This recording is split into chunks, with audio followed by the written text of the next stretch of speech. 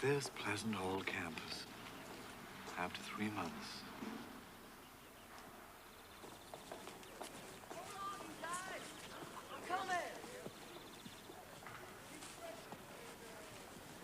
I won't go to Europe again.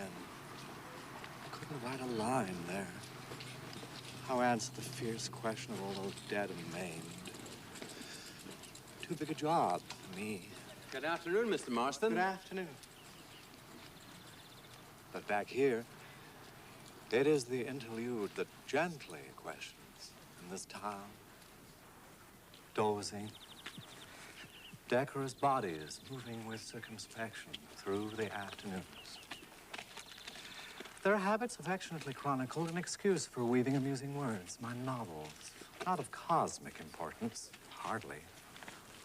But there is a public to cherish them, evidently. And I can write. More than one can say of these modern sex yahoos.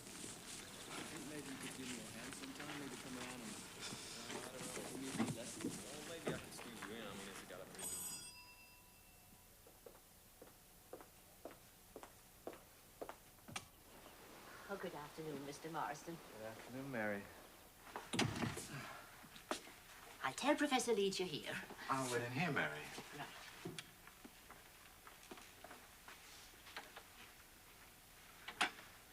Sanctum sanctorum.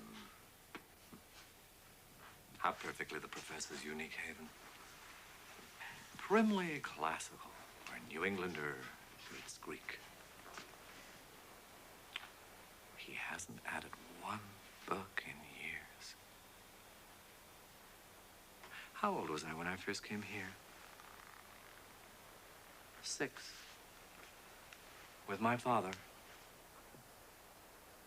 I'd like to put the professor in a novel one day. And his wife. Impossible to believe. She's been dead 6 years. So aggressively, his wife. Poor professor. Now it's Nina who bosses him, but that's different. She's bossed me, too. Ever since she was a baby. She's a woman now. Known love and death. Gordon brought down in flames. 2 days before the armistice. What fiendish irony. No wonder she broke down. Mother seemed jealous of my concern. Well, here I am again, Professor. So glad to see you, Charlie. A surprise, too. We didn't expect you back so soon. Fortunate he's coming back. Always a calming influence on Nina. And I never dreamed of returning so soon. But Europe, Professor, is the one big casualty they were afraid to set down on the list. Yes. Well, I expect you found everything completely changed since before the war. The war. Gordon. Europe has gone west. To America, let's hope. I couldn't stand it. There were millions sitting up with the corpse already who had a family right to be there. I was wasting my time, too. I couldn't write a line. But where is Nina? I must see Nina. She'll be right in. She said she wanted to finish thinking something out. You will find Nina changed, Charlie. Greatly changed. First thing she said at breakfast, I dreamed of Gordon, as if she wanted to taunt me. How absurd. Her eyes positively glared. She dreams about Gordon. Well, I'd hardly call that a change. Would you? The day the news of his death came, her face like gray putty. Just what do you mean by change? Before I went away, she seemed to be coming out of that horrible, numbed calm. Well, she has played a lot of golf and tennis this summer, motored around with her friends, even danced a good deal. And she eats with a ravenous appetite. Breakfast. Dreamed of Gordon. That's just what you ought to bear in your mind, the state of hers. And don't get worked up about something which I'm sure is a combination of imagination on both your parts. Buck up, this must be Nina coming. My heart pounding. Seeing Nina again, how sentimental. How she'd laugh if she knew. I hope she doesn't make a scene. She seemed on the verge all day. Thank God Charlie is like one of the family.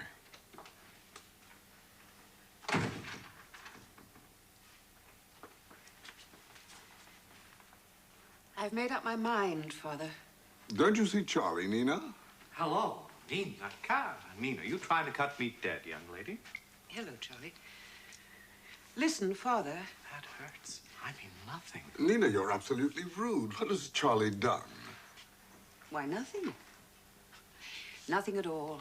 Did I seem rude, Charlie? I didn't mean to. Welcome home. What has Charlie done? Nothing, and never will. He sits beside the fierce river, immaculately timid, cool and clothed, watching the burning, frozen, naked swimmers drown at last. Rude? Not a bit. As I've often reminded you, what can I expect when the first word you spoke in this world was an insult to me? Dog, you said, looking right at me at the age of 1. The fathers laugh at little daughter Nina. I must get away. You are a cool one, Nina. You think you'd just seen Charlie yesterday.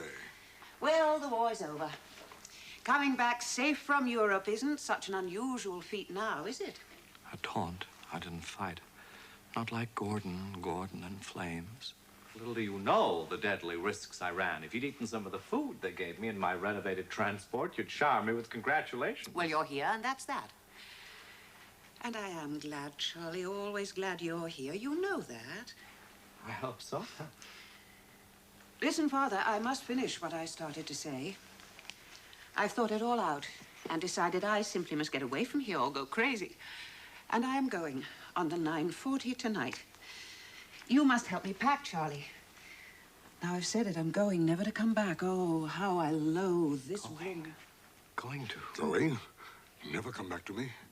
No. This is a rather sudden decision, isn't it, Nina? You've never before mentioned that you were considering. In fact, you've led me to believe you were quite contented here. That is, I mean, of course, for the time being. And I really think in justice Professor of Dead Languages is talking. A dead man lectures on the past of living. Dead words droning on. First and foremost, there is the matter of your health to be taken into consideration. You've been very ill, Nina. How perilously so, you perhaps are not completely aware. But I assure you, and Charlie can corroborate my statement, that... Her eyes see cruelly through him. God never bless me with children. By staying home and resting and finding healthful outdoor recreation among your friends and keeping your mind occupied with the routine of managing the household and managing me, I might add, you've improved wonderfully. And I think it most ill-advised in the hottest part of August when you're really still a convalescent. His voice, a fatiguing, dying tune, droned on a beggar's organ, words arising from the tomb of a soul in puffs of ashes. Ashes. Oh, Gordon, my dear one. Now, with a couple of hours' notice, to leave everything in the air, as it were. No, Nina, frankly, I can't see it. You know I would gladly consent to anything that would benefit you, but surely you can't have reflected. Gordon, darling, I must get away where I can think of you in silence. It's no use talking, Father. I have reflected. I am going. But I tell you, it's quite impossible.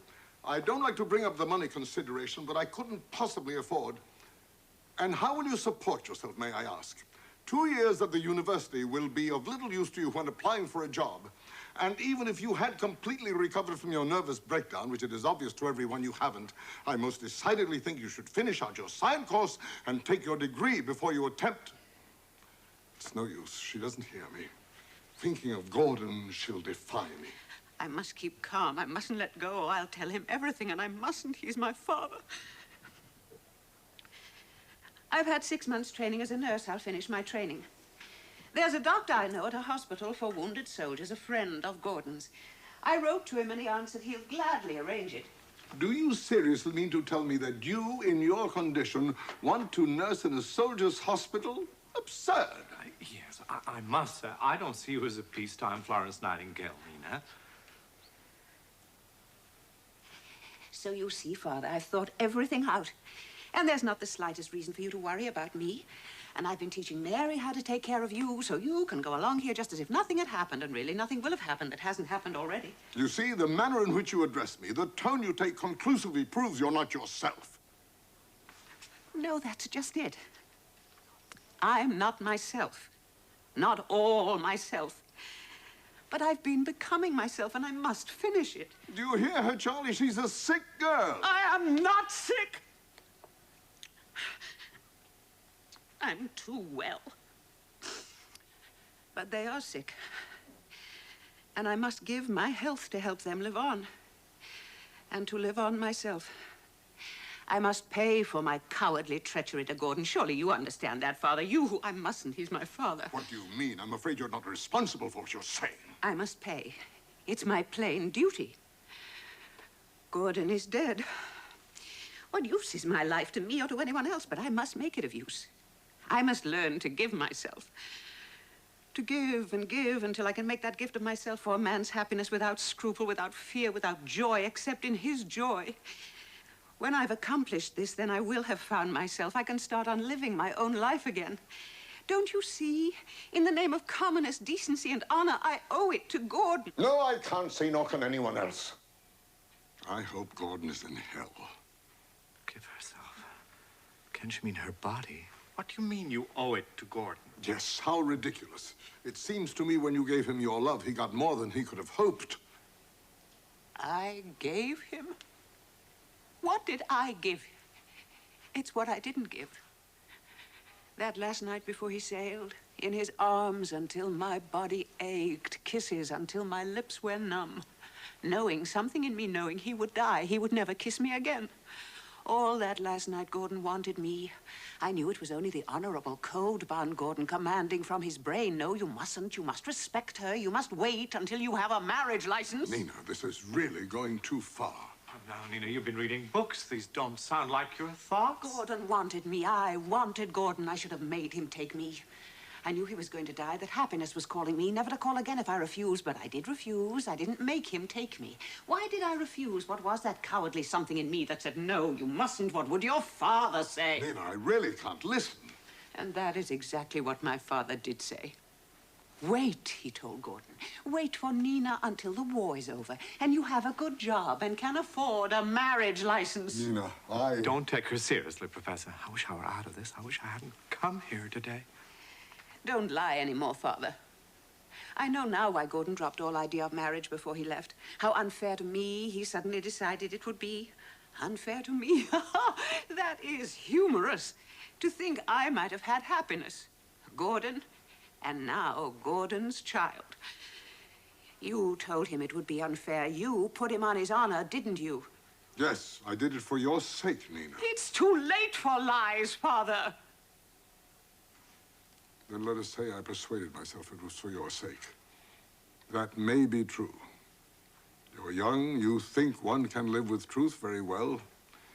It is also true, I was jealous of Gordon. I was alone and I wanted to keep your love. I hated him as one hates a thief one may not accuse nor punish. I did my best to prevent your marriage. And I was glad when he died. There, is that what you wish me to say?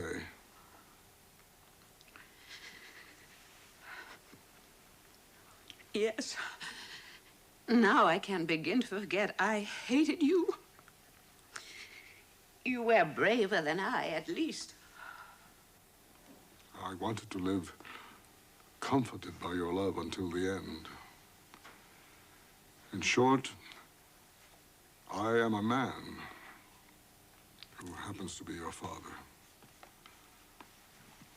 Forgive that man.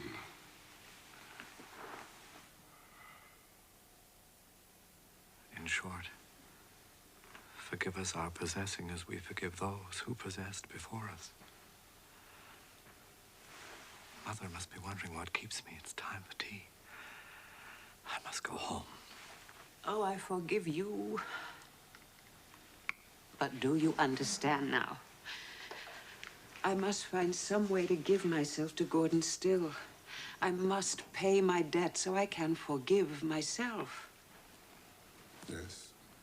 Mary will take care of you. Mary will do very well, I'm sure. Quite so, you two, but isn't all this nonsense? Nina will be back in a couple of months. What with the depressing heat and humidity and the even more depressing Halton Lane? No.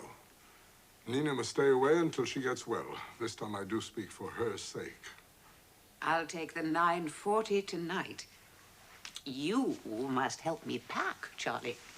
Well, I don't understand all this. But someday I'll read it in one of your books, and you will have made it so simple and easy to understand, I won't even recognize it, let alone understand it, dear old Charlie. Damn in hell, dear old Charlie. 3 weeks now, new term. I shall have to be looking over my notes.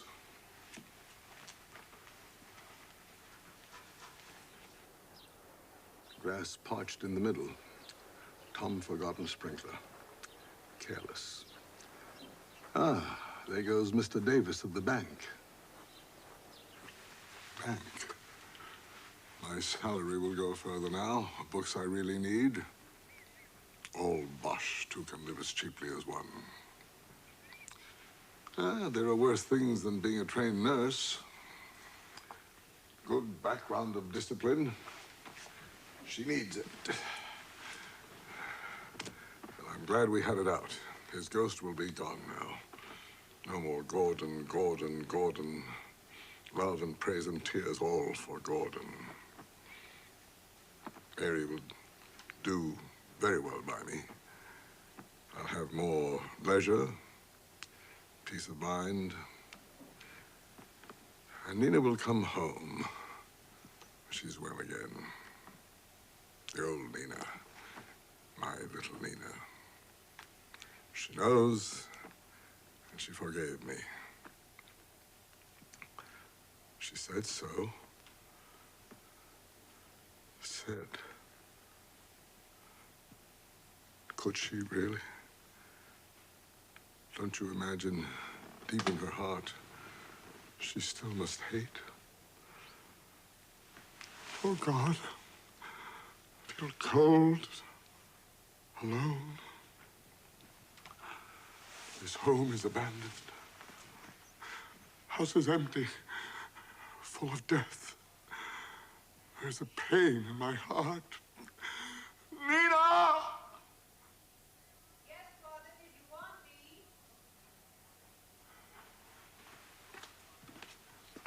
me? No, never mind. I just wanted to remind you to call for a taxi in good time.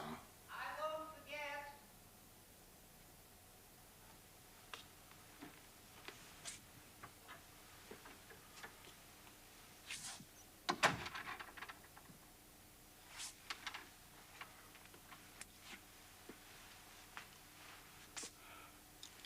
.30 just. 9:40 the train, then Nina no more. 4 hours more. And goodbye, a kiss. Nothing more ever to say to each other. And I shall die in here someday. Alone, gasp, cry out for help. President of the university will speak at the funeral. Nina will be here again. Nina in black. Too late. Nina.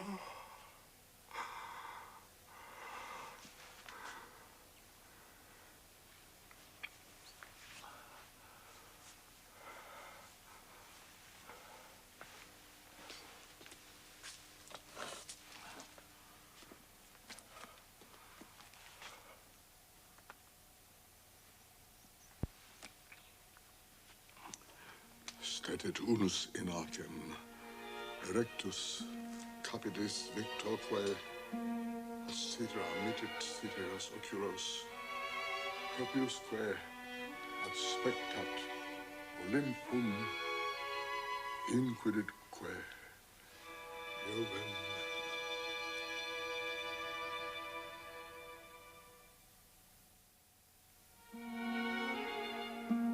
Prophetic professor. He said, shortly after Nina went away, someday in here, you'll find me.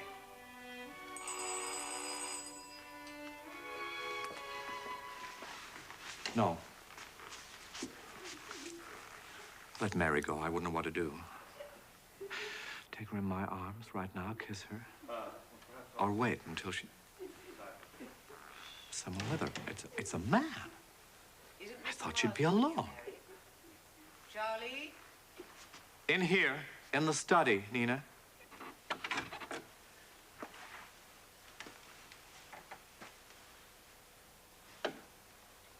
Hello, Charlie. He's dead, Mary says. I brought Dr. Darrell. I thought there might be a chance. Why did she have to bring that Darrell with her? His books. His chair. He always sat there. There's his table. Little Nina was never allowed to touch anything. She used to sit in his lap, warm in his love, safe drifting into sleep. Daddy's girl, aren't you? His home. My home. He's dead. My father. Yes, I hear you, little Nina, but I don't understand one word of it. Sorry, Father, you've been dead for me a long time. When Gordon died, all men died. What did you feel? For me, then, nothing. Now I feel nothing. It's too bad. When I said goodbye that time, I had a premonition I'd never see him again. You never tried to see him, Nina. I'm sorry. It's rotten of me to say that. I didn't want him to see what he would have thought was me. That's the other side of it. You can't dissect into words from here, Charlie. Is he upstairs? I'll take Ned up. I might as well. That is Nina. They've killed her soul down there. Who's that? It's all right. It's me. I mean, Miss Leeds told me to come in here. I guess you don't remember me, Mr. Marsden. Miss Leeds introduced us one day at the hospital. You were leaving just as I came in. Evans is my name. Oh, of course. At first, I couldn't place you. I sort of feel I'm butting in here. Not at all. Sit down. This is certainly no giant intellect. Overgrown boy. Likeable quality, though. Giving me the once-over. He seems like a good egg. Nina says he is. I suppose I ought to say something about his books, but I can't even remember a title of one. You've known Nina, Miss Leeds, ever since she was a kid, haven't you? Yes. Yeah. How long have you known her? Well, really only since she's been at the hospital. Although I met her once, years ago, at a prom with Gordon Shaw. Oh, you knew Gordon? Sure thing. I was in his class. Oh, he sure was a wonder, wasn't he? Gordon über alles forever. I begin to appreciate the professor's viewpoint. Fine boy. Did you know him well? Well, no. The crowd he went with were mostly fellas who were good at sports, and I always was a dud. I was always one of the first to get bounced off the squat in any sport, but I never quit trying anyway. Well, the sport hero doesn't usually star after college. Well, Gordon did. He was an ace. Even the Huns respected him. This Gordon worshiper must be the apple of Nina's eye. Were you in the Army? Yes, infantry, but I never got to the front, never saw anything exciting. Won't tell him I tried for flying service, couldn't make the physical exam, never made anything I wanted. How did you happen to come out here tonight? Well, I was calling on Nina when your wire came. Ned thought I'd better come along, too. Might be of some use. Dr. Darrell? Yeah. Is he a close friend of yours? Well, sort of. We roomed in the same dorm at college. He was a senior when I was a freshman. He used to help me along in lots of ways. He took pity on me. I was so green. And then about a year ago, when I went to the hospital to visit a fellow who'd been in my outfit, I ran into him again. But I wouldn't say Ned was close to anyone. He's a dyed-in-the-wool doc. He's only close to whatever's the matter with you. Yeah, but don't get me wrong about him. He's the best egg ever. Oh, you know him, don't you? Belly. Nina introduced us once. He's upstairs, alone with her. I don't want him to get the wrong idea of Ned. Ned's my best friend. He's doing all he can to help me with Nina. He says he thinks she'll marry me in the end. Oh, God, if she only would. I wouldn't expect her to love me at first, be happy only to take care of her. Is your friend, the doctor, close to Miss Leeds? Huh?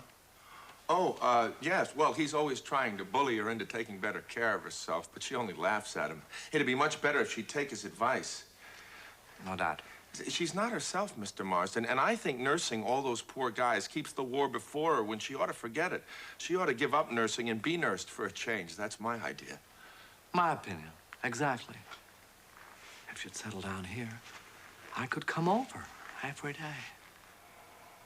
Well, he certainly seems all for me, so far. Mr. Marsden, there's something you ought to know, I think. You see, Nina talks a lot about you. I know how much she thinks of you. And now her old man, her father's dead. What's this? Proposal in form to me for her hand. Father, Charlie, now, eh? I know this is hardly the proper time. Perhaps I can anticipate. You want to tell me you're in love with Nina? Yes. And I've asked her to marry me. What did she say? Nothing. She just smiles. Well, what do you expect? Surely you know. She still loves Gordon. Oh, sure I do, and I admire her for it. Most girls forget too easily. And I know I'm an awful washout compared to him, but I love her as much as he did, or anyone could, and I wouldn't ask for anything in return except the right to take care of her. I never think of her that way. She's too beautiful and wonderful. Not that I don't hope she'd come to love me in time. Just what do you expect me to do about all this? Well, well, nothing, sir. I just thought you ought to know. He thinks he means that. Pure love. It's easy for him to talk. He doesn't know life. But it might be good for Nina. If she were married to this simpleton, would she be faithful? And then God, that's a vile thought. I don't mean that. You see, there's very little I can do about it. If Nina will, she will, and if she won't, she won't. But I can wish you good luck. Well, thanks. That's darn fine of you, Mr. Marsden. I think we ought to drop the subject, don't you? We're forgetting that her father... Oh, yes, sure. I'm a damn fool. Excuse me.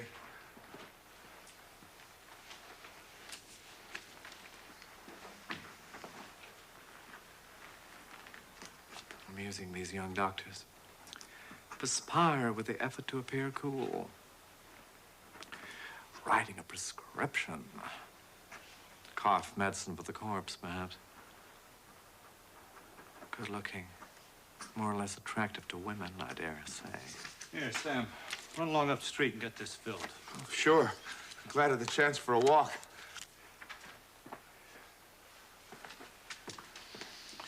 It's for Nina. She's got to get some sleep tonight. This Marsden doesn't like me. That's evident. But he interests me. Read his books. Wanted to know his bearing on Nina's case. His novels, just well-written surface. No depth, no digging underneath. Why? Has the talent, but doesn't dare. Afraid to meet himself somewhere. One of those poor devils who go through life trying not to discover which sex they belong to. Giving me the fishy diagnosing eye they practice at medical school. Like freshmen from Iowa cultivating broad A's at Harvard. What's his specialty? Neurologist, I think. I hope not psychoanalyst. A lot to account for Herr Freud. Punishment to fit his crimes, be forced to sit eternally during breakfast while innumerable plain ones tell him dreams about snakes. What an easy cure-all. Sex, the philosopher's stone. Must pitch into him about Nina. Have to have his help. There's damn little time to convince him. He's the type you have to explode a bomb under to get them to move.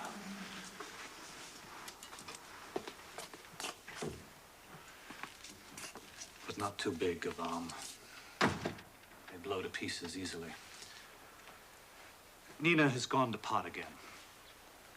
Not that her father's death is a shock in the usual sense of grief. I wish to God it were. No, it's a shock because it's finally convinced her that she can't feel anything anymore. That's what she's doing upstairs right now. Trying to goad herself into feeling something. I think you're mistaken. Nina loved her father. I can't waste time being sentimental, Marston. Nina will be down any minute, and I've got a lot to talk over with you. Look, Nina has real affection for you, and I imagine you have for her. Then you'll want as much as I do to get her straightened out. She ought to have every chance for a happy life. But the way she's conditioned now, there's no chance. She's piled on too many destructive experiences. A few more, and she'll dive for the gutter, just to get the security that comes from knowing she's touched bottom and there's no further to go. Look, I'm damned if I'll listen to this ridiculous statement. How do you know it's ridiculous? What do you know of Nina since she left home? But she hadn't been nursing with us for 3 days before I realized that she really ought to be a patient. Ever since then, I've studied her case. So I think it's up to you to listen. I'm listening. How much need I tell him? Can't tell him the raw truth about her promiscuity. He hasn't built to face reality. No writer is outside his books. Have to tone it down for him, but not too much. Nina has been giving way more and more to a morbid longing for martyrdom. And the reason for it's obvious. Gordon left without, let's say, marrying her. The war killed him. She was left, suspended. Then she began to blame herself and to want to sacrifice herself, and at the same time to give happiness to fellow war victims by pretending to love them. It's a pretty idea, but it hasn't worked out. She hasn't convinced the men of her love or herself of her good intentions, and each experience of this kind has only left her more a prey to a guilty conscience than before, and more determined to punish herself. What does he mean? How far did she? How many? May I ask on what specific actions of hers this theory of yours is based? On her evident craving to make an exhibition of kissing, necking, petting, whatever you call it, spooning in general, with any patient in the institution who got a case on her. Spooning's a rather mild word for her affairs, but strong enough for this ladylike soul. He is lying. What's he trying to hide? Was he one of them, her lover? Then she mustn't go back to your hospital, that's certain. You're quite right. And that brings me to what I want you to urge her to do. Then he doesn't want her back. I think you exaggerate my influence. Not a bit. You're the last link connecting her with the girl she used to be before Gordon's death. You're closely associated in her mind with that period of happy security. I know that from the way she talks about you. You're the only person she still respects and really loves. You needn't look frightened. I mean the sort of love she'd feel for an uncle. Uncle Charlie now. Damn him. See, that's why I've done all this talking. You've got to help me snap her out of this. And how, may I ask? Well, there's only one way that I can see. Get her to marry Sam Evans. Evans? Yeah, Evans. He's in love with her. And she's fond of him. In a maternal way, of course, but that's just what she needs right now. Someone that she cares about to mother, boss, and keep her occupied. And still more important, this would give her the chance to have children. She needs normal love objects for the emotional life Gordon's death has blocked up in her.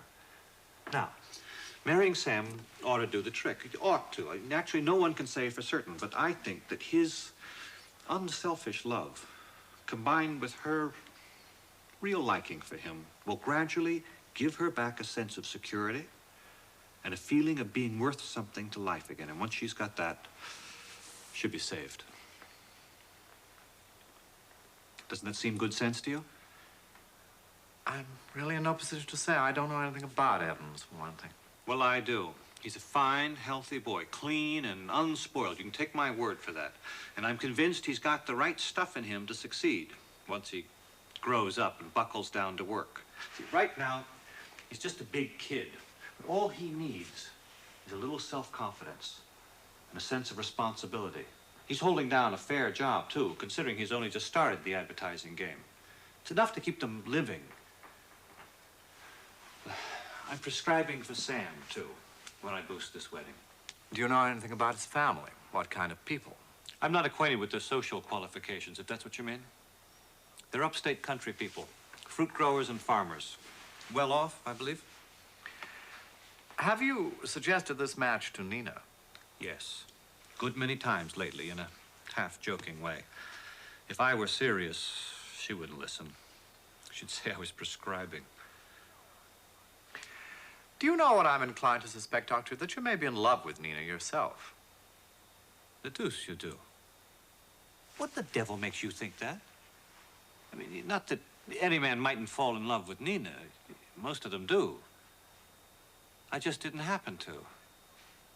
And what's more, I never could. In my mind, she always belongs to Gordon. And I could never share a woman. Even with a ghost. Not to mention the living who've had her.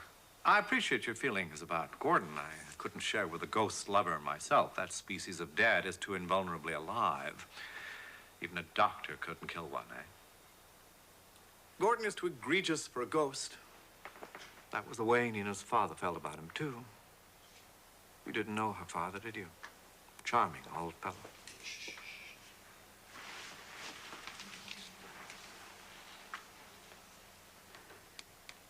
Yes, he's dead. My father, whose passion created me, who began me, he is ended. There is only his end living now, his death. It lives on to draw nearer me, to draw me nearer, to become my end. Oh, how we poor monkeys hide from ourselves behind the sounds called words. How terrible she is.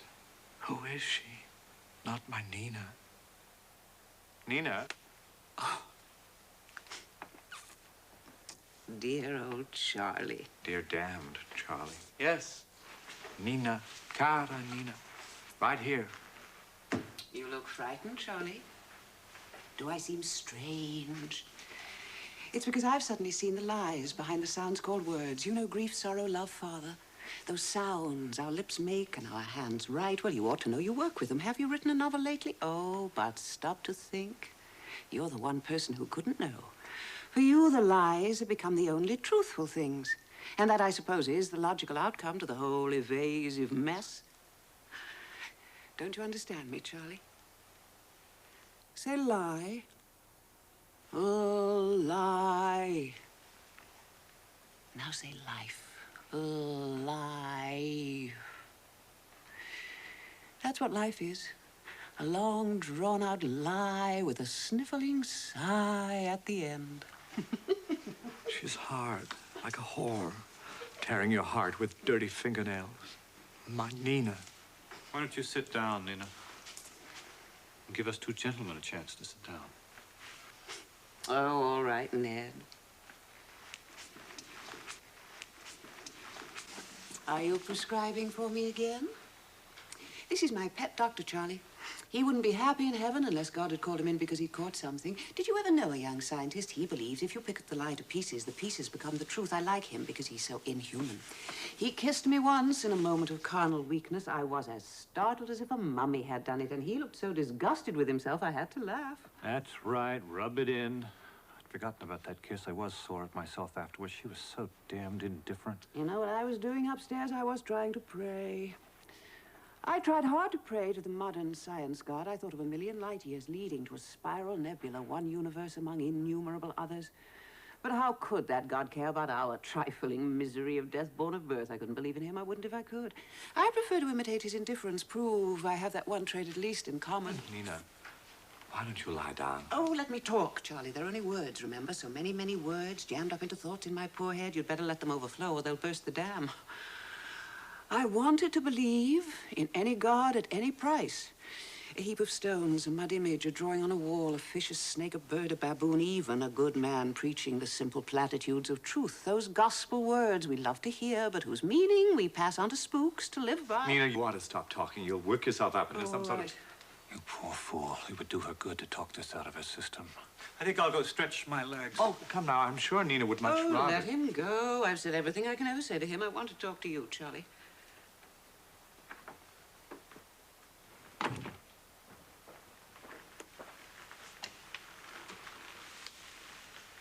Here. Now, what I hoped. She and I. die alone. She will cry. I will comfort her. Why am I so afraid? Why have you always been so timid, Charlie? What are you afraid of? I'm afraid of life, Nina. I know. The mistake began when God was created in a male image. Of course, women would always see him that way, but men should have been gentlemen enough, remembering their mothers, to have made God a woman. But the God of gods, the boss, has always been a man. That makes life so perverted and death so unnatural. We should have imagined life created in the birth pain of God the Mother. Then we would know that our life's rhythm beats from her great heart, torn by the agony of love and birth. And we would feel that death meant reunion with her, a passing back into her substance, blood of her blood again, peace of her peace. Wouldn't that be more logical and satisfying than God the Male, whose chest thunders with egotism and is too hard for tired heads and thoroughly comfortless, wouldn't it, Charlie? Yes, it would. It would, Nina. Oh, God, Charlie, I want to believe in something. I want to believe in something so I can feel he's dead, my father, and I can't feel anything, Charlie. I can't feel anything at all. There, don't. Oh, no, please don't cry, Nina. You'll make yourself sick. Come on. Get up. Do.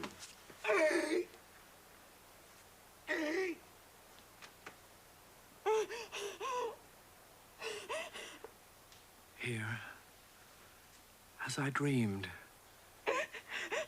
with a deeper sweetness. This is all my desire. I'm this kind of lover. She is my girl, not woman, my little girl. And I'm brave now because of a little girl's pure love. There, Nina. Ah, Nina. This will never do. This will never do. I can't permit it. Oh, Charlie, you are so kind. I have wanted you so. You've wanted me. Yes, horribly. I've been so homesick. I wanted to run home and fess up how bad I've been so I could be punished. For I've got to be punished out of mercy for me. And now, Father dead, you are the only one. You will punish me, won't you? Or show me how to punish myself. You've got to if you love me. If I love her, oh, I love her.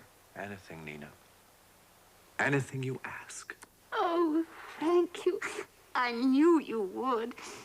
Dear old Charlie. What is it?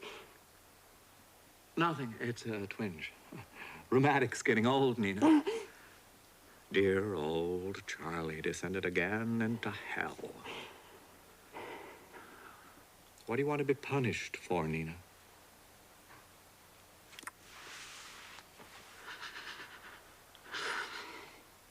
For playing the silly slut, Charlie. For giving my cool, clean body to men with hot hands and greedy eyes that they call love. You mean you... But not Darryl. No, how could I? The war hadn't wounded him. But with others, 4 or 5 or 6 or 7, I forget. Count them all as one, and that one a ghost of nothing, that is to me. They were important to themselves, if I remember rightly, but I forget. Why did you do this, Nina? God knows, Charlie. Perhaps I knew at the time, but I've forgotten. It's all mixed up. There was a desire to be kind, but it's horribly hard to give anything and frightful to receive.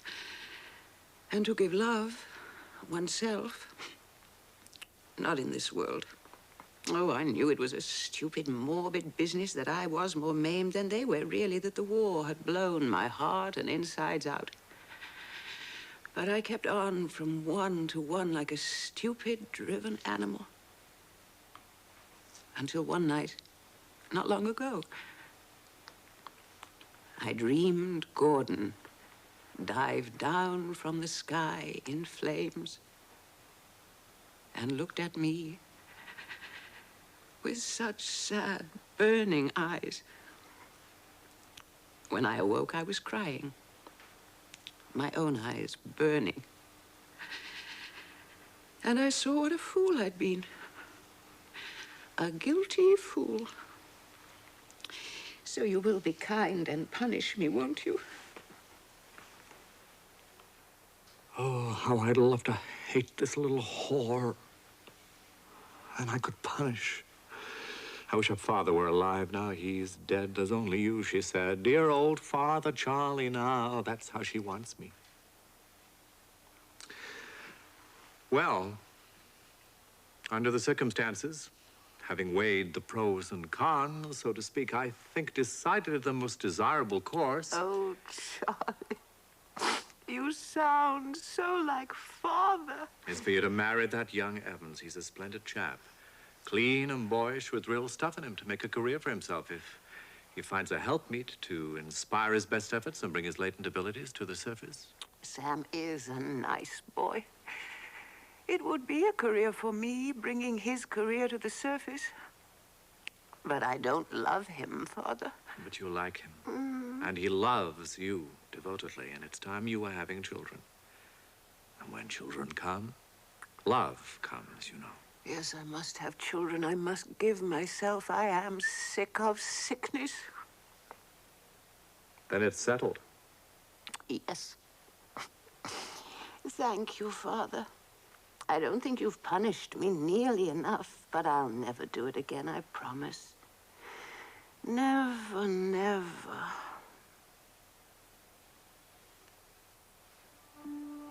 She's tired.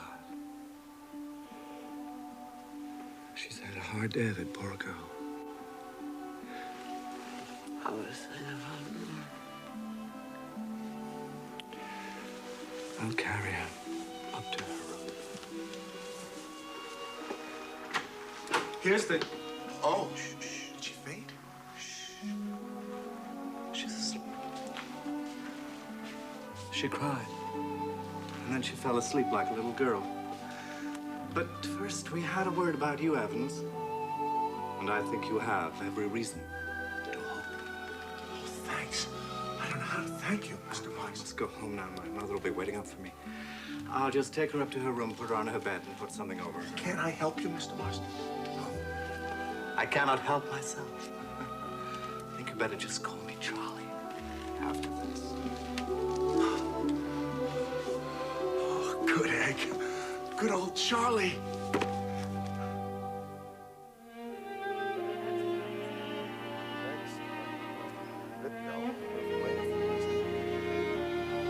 In a few years, you won't have to worry one way or another about the darned old apple crop. I'll be able to take care of you then. Well, why? To show you Cole? He's the manager and the best egg ever. He called me into his office, told me he'd had his eye on me, that my stuff was exactly what they wanted, and he thought I had the makings of a real find. So how's that? That's certainly fair enough, isn't it? That's fine, Sammy. I do hope I'm wrong. But that old dread took me the minute she stepped in the door. I don't think she's told Sammy yet, but I got to make sure. I bet you haven't heard a word I've said. Are you still worrying about how the darn apples are going to turn out? Yes, I did, Sammy. Every word. That's just what I was thinking about. How proud I am you're doing so wonderfully well. Well, you never guess it from the gloomy way you looked. And Cole asked me if I was married. He seemed to take a real personal interest. He said he was glad to hear it because marriage is what put the right kind of ambition into a fellow. Unselfish ambition, working for his wife and not just himself. He even asked if we were expecting an addition to the family. Oh, I've been meaning to ask you that myself, Sammy. Nina, isn't going to have a baby, is she? Why, you mean, is she now? I don't think so, Mother. You don't know. There's not much to be thankful for, anyway. If that had only happened soon. Nina's begun to love me. A little. I felt it the last 2 months. If that had happened, then I'd feel sure it'd be there. Have Nina, have me, living proof. Why do you ask me that, Mother? Do you think... Look here, your friend. He's just getting his car out. You drive to town with him. Give me a chance to get to know my daughter-in-law and call her to account for how well she's taking care of you. Oh, more than I deserve. She's an angel, Mother. I know you'll love her. Oh, I do already, Sammy. She's so pretty and sweet. Oh. I'll tell her that. I'm going out this way and kiss her goodbye. He's happy. That's all that matters. Being happy. If only she isn't going to have a baby. Only she don't care so much about having one. Goodbye, Mother. I've got to have it out with her. Got to. There's no other way.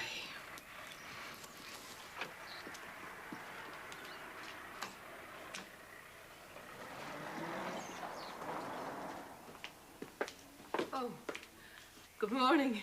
Good morning. Mother? It's a real fine day, isn't it?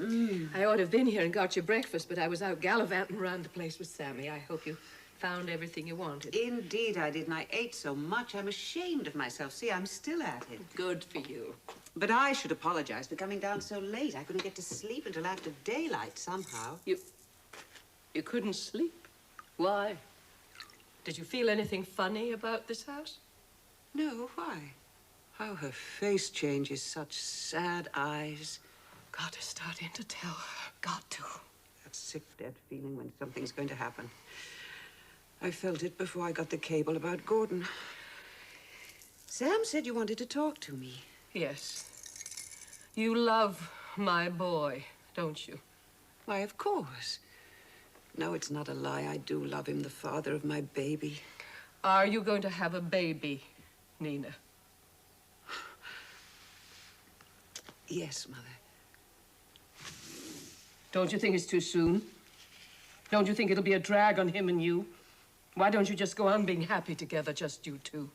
No, I don't think any of those things, Mrs. Evans. I want my baby beyond everything. We both do. I know, but you can't. You've got to make up your mind that you can't. Tell her. Make her suffer what I was made to suffer. I've been too lonely. I knew it out of a blue sky black. What do you mean? How can you say such a thing? You just can't.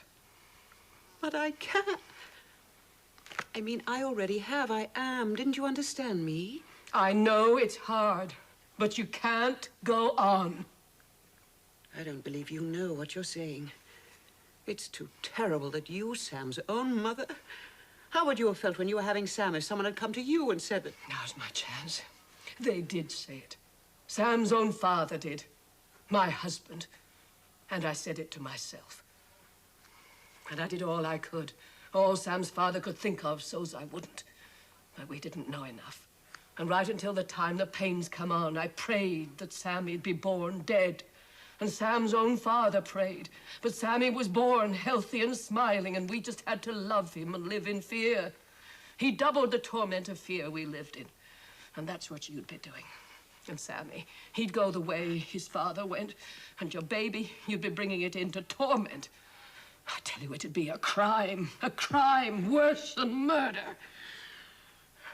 So you just can't, Nina. Don't listen to her. She's trying to kill my baby. What do you mean? Why can't you speak plainly? Oh, I think you are horrible. Praying your baby would be born dead? That's a lie. You couldn't. I know what she's doing now. Just what I did. Trying not to believe. But I'll make her. She's got to suffer too. I've been too lonely. She's got to share and help me save my Sammy. I thought I was plain, but I'll be plainer. Only remember, it's a family secret, and now you're one of the family.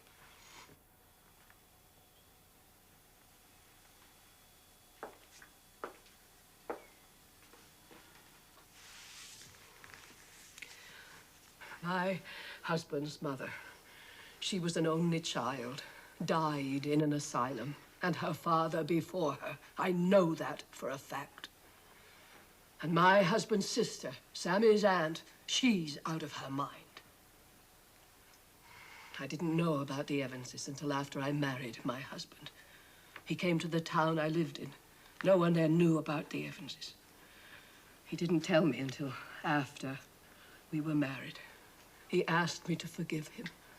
Said he loved me so much he'd have gone mad without me. Said I was his only hope of salvation. So I forgave him. I loved him an awful lot. I said to myself, I'll be his salvation, and maybe I could have been if we hadn't had Sammy born. My husband kept real well up to then. We'd swore we'd never have children. We never forgot to be careful for 2 whole years. Then, one night, we'd both gone to a dance. We both had a little punch to drink, just enough to forget. And driving home in the moonlight. That moonlight. Such little things at the back of big things.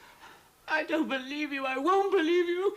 My husband, Sammy's father, in spite of all we fought against it, finally gave in to it when Sammy was only 8.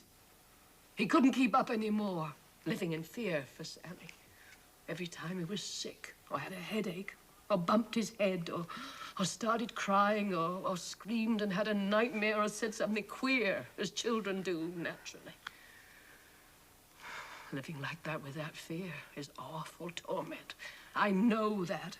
I went through it by his side. It nearly drove me crazy, too. But I didn't have it in my blood, and that's why I'm telling you. You've got to see. You can't, Nina. I don't believe you. I don't believe Sam would ever have married me if he knew. Who said Sammy knew? He don't know a single thing about it. That's been the work of my life, keeping him from knowing. When his father gave up and went off into it, I sent Sammy straight off to boarding school. I told him his father was sick. And a little while after, I told him he was dead. And from then on, until his father did really die, during Sammy's 2nd year in college, I kept him away at school in winter and camp in summers. I went to see him. I never let him come home. It was hard, giving up Sammy, making him forget he had a mother. But here's what I've come to think since, Nina. I'm certain sure my husband might have kept his mind with the help of my love if I hadn't had Sammy. And if I'd never had Sammy, I'd never have loved Sammy or missed him, would I? And I'd have kept my husband. And I thought Sam was so healthy and normal and sane, not like me. And he would give me healthy, happy children, and I would forget myself in them and learn to love him. Learn to? You told me you did love Sammy. No, I don't. I won't. I'll leave him. You can't. He'd go crazy, sure. Then you'd be a devil. Don't you see how much he loves you? Well, I don't love him. I only married him because he needed me, and I needed children. And now you tell me I have to kill my baby. Oh, yes, I see I have to. You don't have to argue anymore. I love it too much ever to let it run that chance. And I hate it now because it's sick. It's not my baby, it's his.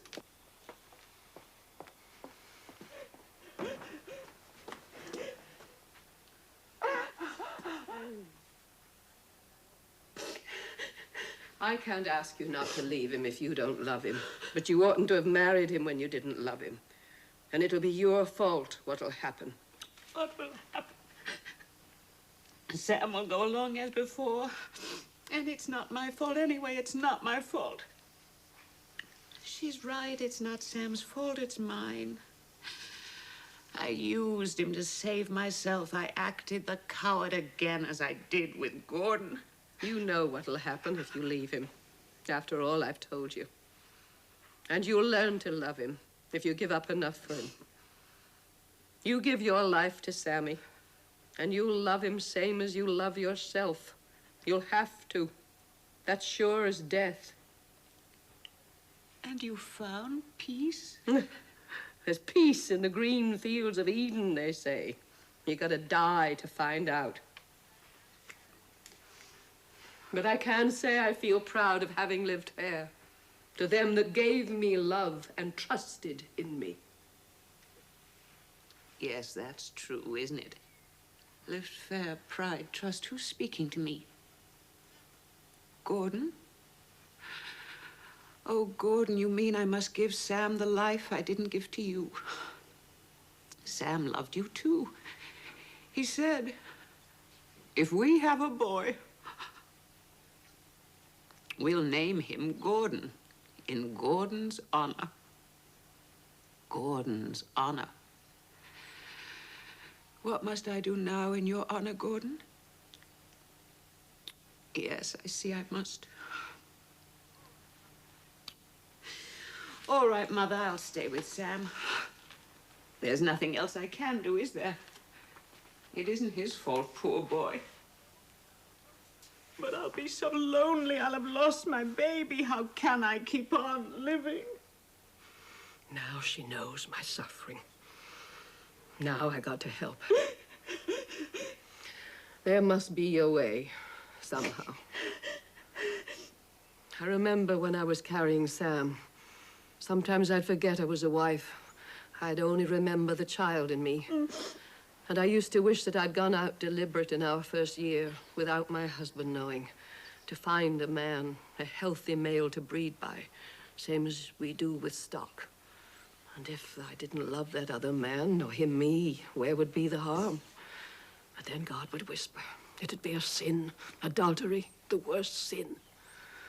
But after he'd gone, I'd whisper back again to myself, but then I'd have a healthy child. I needn't be afraid. But I was too afraid of God then, ever to have done it. I don't believe in God the Father. Then it'd be easy for you. I don't believe in him neither. Not anymore.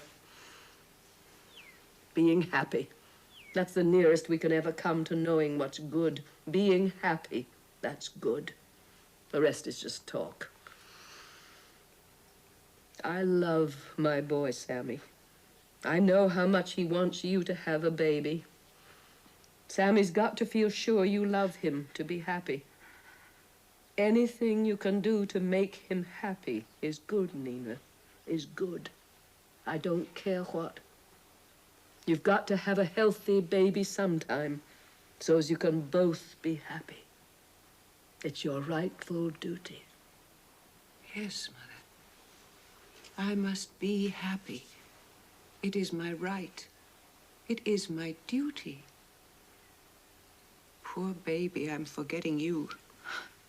I feel you beat against my heart for mercy. I know what you're suffering. And I wouldn't say what I just said now, only I know us two mustn't see each other ever again. You and Sammy have got to forget me. No. Oh, yes, you will. Easy. People forget everything. They got to, poor people. And I'm saying what I said about a healthy baby so as you remember it when you need to. After you've forgotten. This one. Don't, Mother, please. My poor child. You're like the daughter of my sorrow. You're closer to me now than ever Sammy could be. I want you to be happy.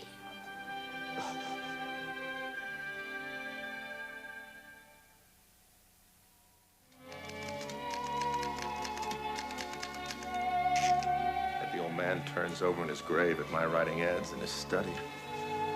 Well, maybe that's why I can't. Bum influence.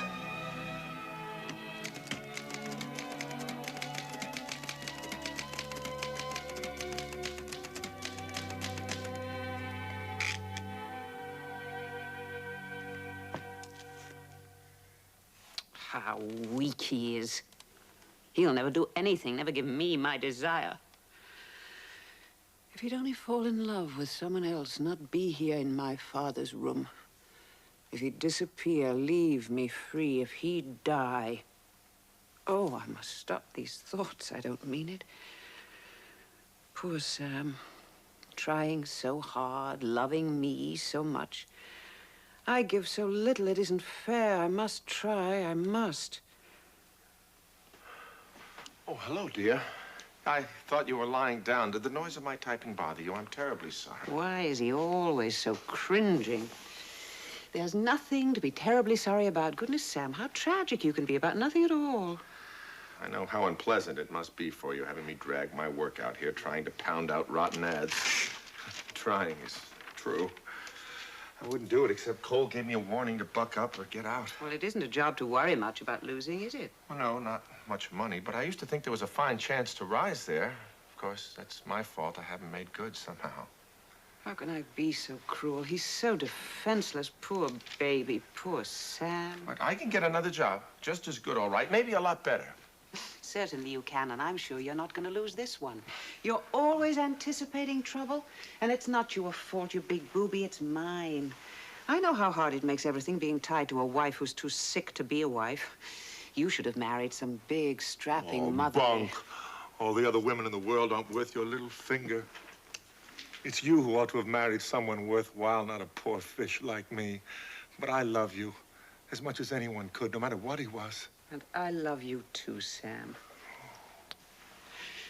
At these moments, I almost do as his mother loves him, but that's not enough for him, she said. Sammy's got to feel sure you love him to be happy. I must try and make him feel sure.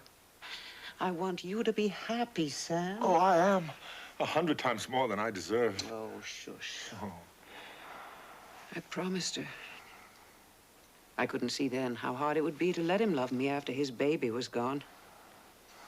How hard to keep on living after that operation. Gordon's spirit followed me from room to room, poor, reproachful ghost. What would your honor say now, Gordon? Stick to him, play the game. I am sticking, but he's not happy. I am playing the game. Then why do I keep myself from him? Doesn't my boy want to sleep with me again sometime soon? Oh, that'd be wonderful, Nina. Are you sure you really want me to, that you feel well enough? Yes, I really want you to. I feel well enough. He'll be happy now until he begins to feel guilty again because I'm not pregnant. Poor Sam, if he only knew the precautions. As if I wouldn't rather die than chance that happening ever again. Oh, God, what a tragic joke on both of us. I wanted my baby so. His mother said, you've got to have a healthy baby sometime. It's your rightful duty. That seemed so right then, but now it seems cowardly to betray poor Sam. And vile to give myself without love or desire. Must be 8:30. Charlie's coming over. He said he'd bring his suggestions on my outline for Gordon's biography. Always happens. As soon as we get close, something comes between. Well, say, I forgot to tell you, Ned's coming out tonight. Ned Darrell? Sure. I happened to run into him the other day and invited him. He said Saturday evening. Couldn't tell what train. Said never mind meeting him. Why didn't you tell me this before, you big booby? Why? Oh, it's all right, but it's just like you. Now someone will have to run down to the store. I'll have to get the spare room ready. Well, I'll help. You will do nothing of the kind. You'll stay right down here and cover up my absence. Thank heavens Charlie won't stay if Ned's here. There's one of them now. Come up and tell me if it's Ned and get rid of Charlie. Well, she seems much better tonight. Happier. I must give Ned a good chance to talk to her. Come on in, Charlie. Nina's upstairs lying down. Oh, by all means, don't disturb her. I just dropped by to bring back her outline with the suggestions I'd made. I couldn't have stayed more than a moment anyway. Mother's a little under the weather these days. It's too bad. Nothing serious. Just a little indigestion, but it worries her terribly. That dull, constant pain. I don't like it.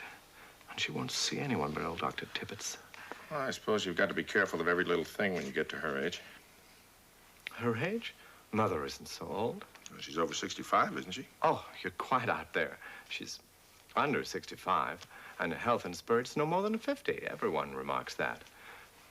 Why do I lie about her age? I must be on edge. What's all the fuss? As if I gave a damn if the old girl was a million. I'll show this to Nina first thing in the morning. Righto. Perhaps you better have a look while I'm here and see if it's clear. I've written on the margins. See if there's anything you can't make out. All right. What a mess they've made of the professor's study. Poor professor. Dead and forgotten and his tomb desecrated.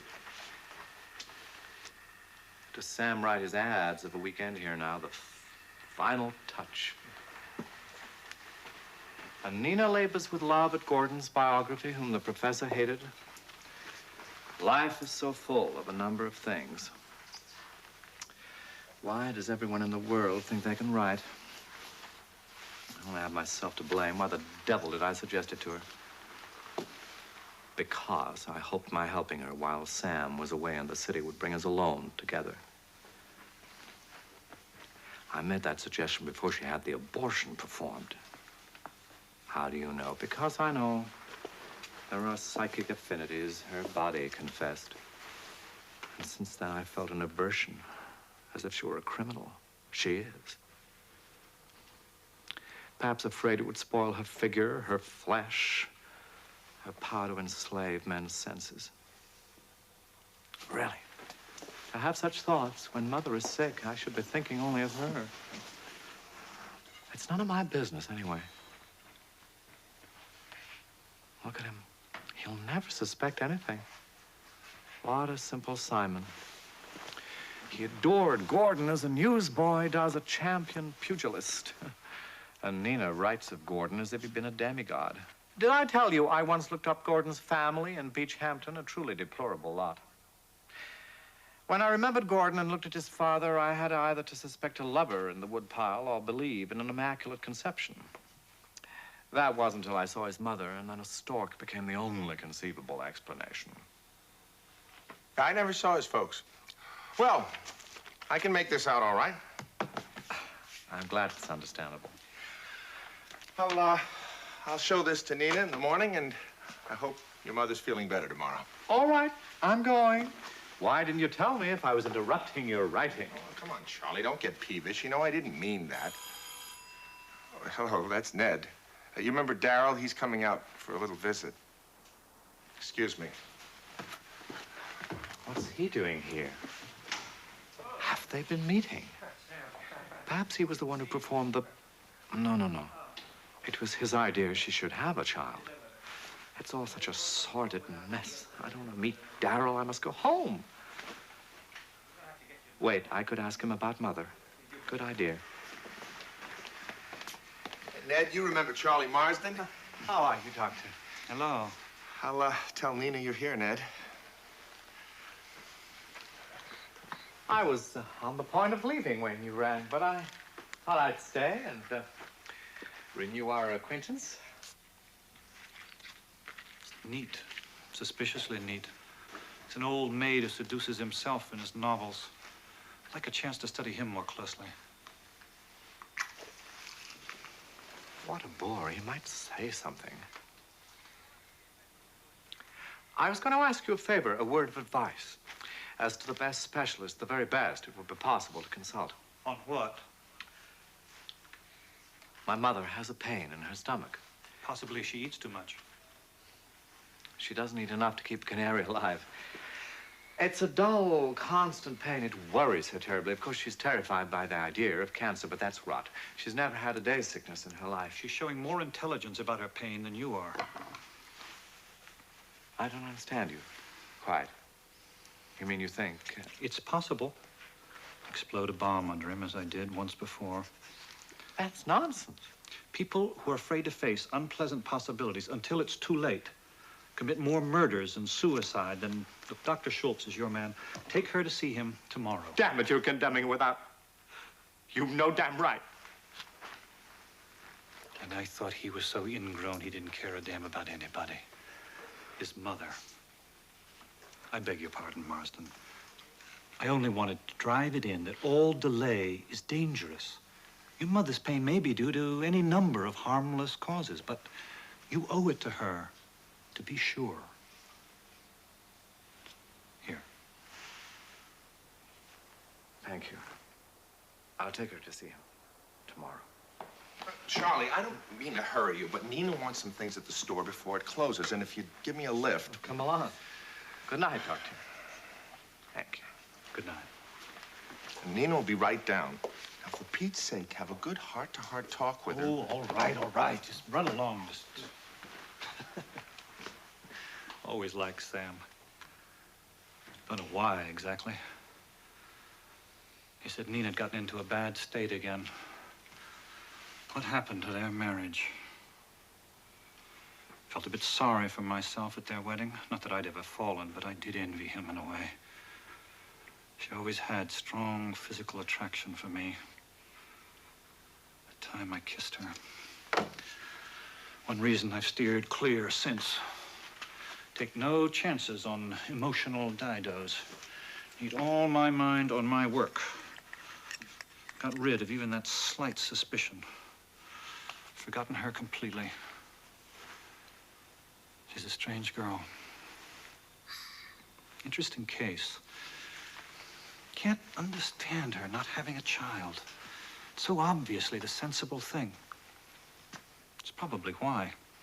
To expect common sense of people proves you're lacking it in yourself. Hello, Ned. Well, I'm certainly glad to see you again after all these years. Oh, it hasn't been as long as all that, has it? Wonderful looking as ever. Sam is a lucky devil. Strong hands like Gordon's take hold of you. I ought to cut you dead after the shameful way you've ignored us. I really meant to write. Well, what do you suspect is wrong with the patient now, Doctor? Oh, sit down, Ned. I suppose you can't help your diagnosing stare. Same old unjust accusation as always. You were always reading diagnosis into me, when what I was really thinking is what wonderful eyes you had. Oh. Or what a becoming gown, or... What a becoming alibi you could cook up, I know you. But you are forgiven if you can explain why you've never been to see us. Honestly, Nina, I've been so rushed with work, I haven't had a chance to go anywhere. Or an inclination? Well, maybe. Do you really like the Institute so much? Is it the big opportunity you always wanted? I think it is. Well, you are the taking kind for whom opportunities are made. I hope so. I wish that could be said of more of us. Meaning myself. Meaning Sam, that doesn't look hopeful for the future of wedded bliss. But I heard you were taking an opportunity to go in for literature, collaborating with Marsden. Oh, no. Charlie will only advise. He'd never deign to appear as co-author. Besides, he never appreciated the real Gordon. No one did except me. Gordon myth as strong as ever. Sam certainly appreciated him, didn't he? Sam, he's the exact opposite in every way. These heroes die hard. You are going ahead with the biography, though, aren't you? I think you should. For the good of my soul, Doctor. Oh, I expect I will. I really don't know. I don't have that much time. The duties of a wife. If it isn't too rude to inquire, aren't you getting yourself engaged to some fair lady or other? Not on your life. Not till I'm 35, at least. Oh. Then you don't believe in taking your own medicine? Why, Doctor, think of how much good it would do you if you had a nice girl to love, or was it learn to love, whose character you could shape and whose life you could guide and make what you pleased, in whose unselfish devotion you could find peace. And you really ought to have a baby, Doctor. You'll never know what life is. You'll never be really happy until you have a baby, a fine, healthy baby. I recognize my own arguments. Was I really wrong on every point, Nina? On every single point, Doctor. But how? I mean, you haven't given the baby end of it a chance, have you? Oh, haven't I? I'll have you know I'm not destined to bear babies, Doctor. What's that? Why not? She must mean Sam, that he... Why don't you begin at the beginning and tell me all about it? I feel responsible. You are! And then again, you're not. You didn't know. No one could know. Know what? She must mean no one could know that Sam wasn't... But I might have guessed it from his general weakness. Poor unlucky devil. Tell me. I want to help you, Nina. It's too late, Ned. I've suddenly thought. Sam said he happened to run into you. That isn't so, is it? He went to see you and told you how worried he was about me, didn't he? Oh, I don't mind. Really rather touching. Oh, well, since you're out here professionally and my husband wants me to consult you, you may as well hear the whole case history. I warn you, it isn't very pretty, Doctor, but then life doesn't seem to be pretty, does it? And after all, you aided and abetted God the Father in making this mess. I hope it teaches you to be less cocksure in future. You proceeded most unscientifically, Doctor.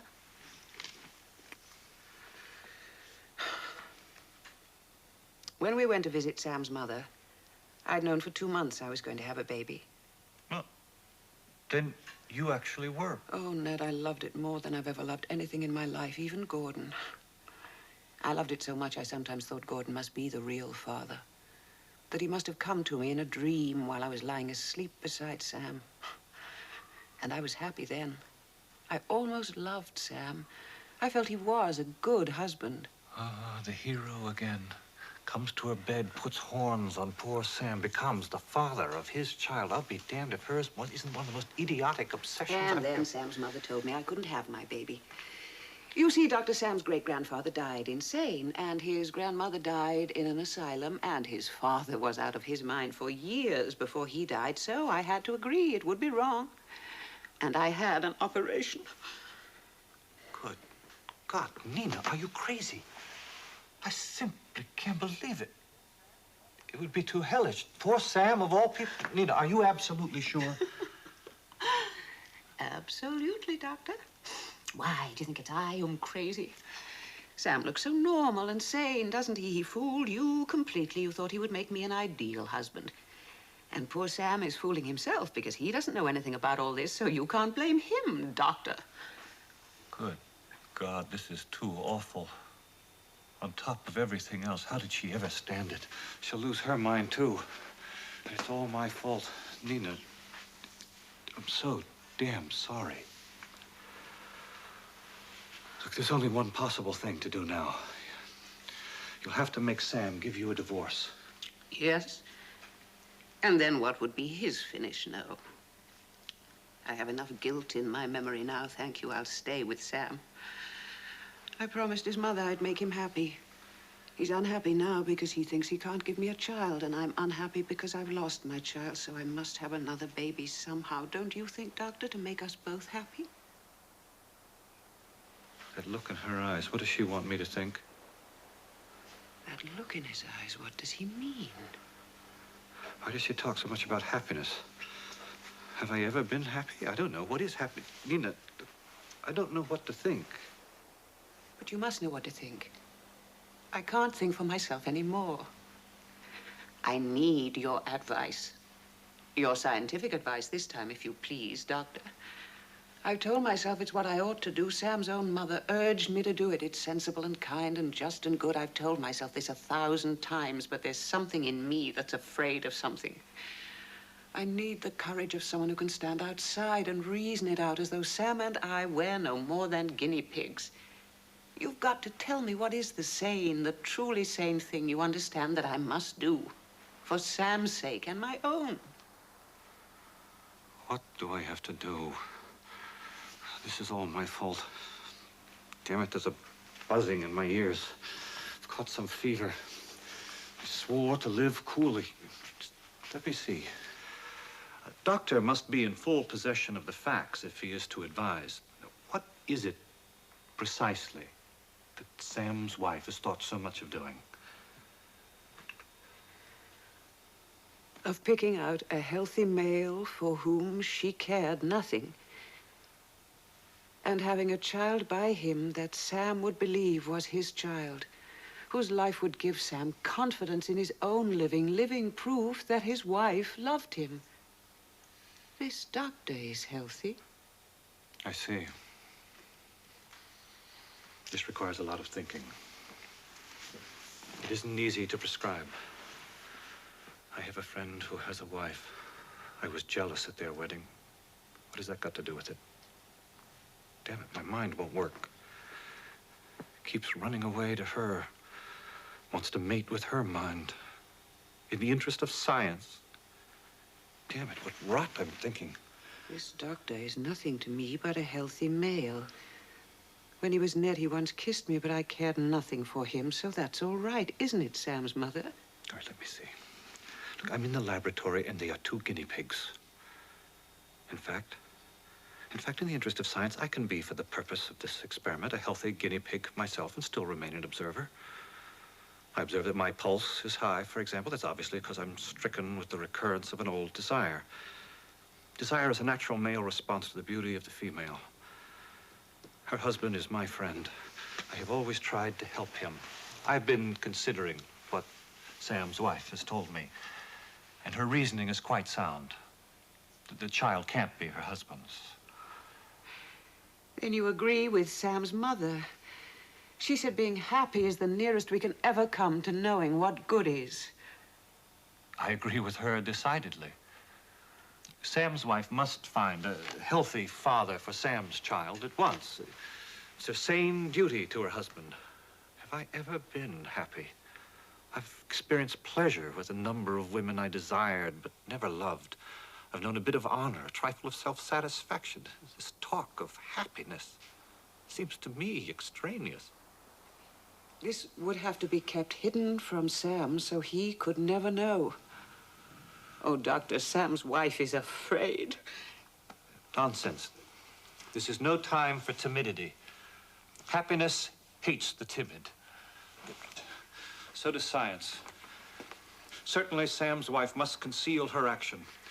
To let Sam know would be insanely cruel and stupid.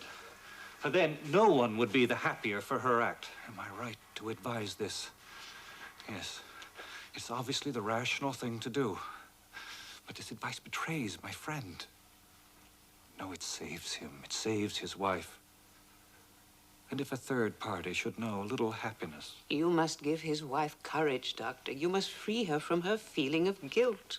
There can only be guilt when one deliberately neglects one's manifest duty to life. Anything else is rot. And this woman's duty is to save her husband and herself by begetting a healthy child.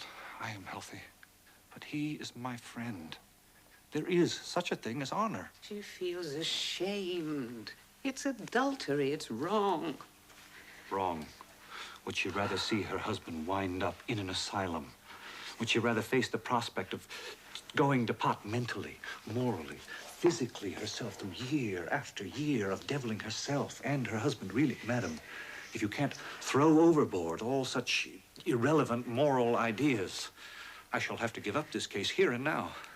Who is talking?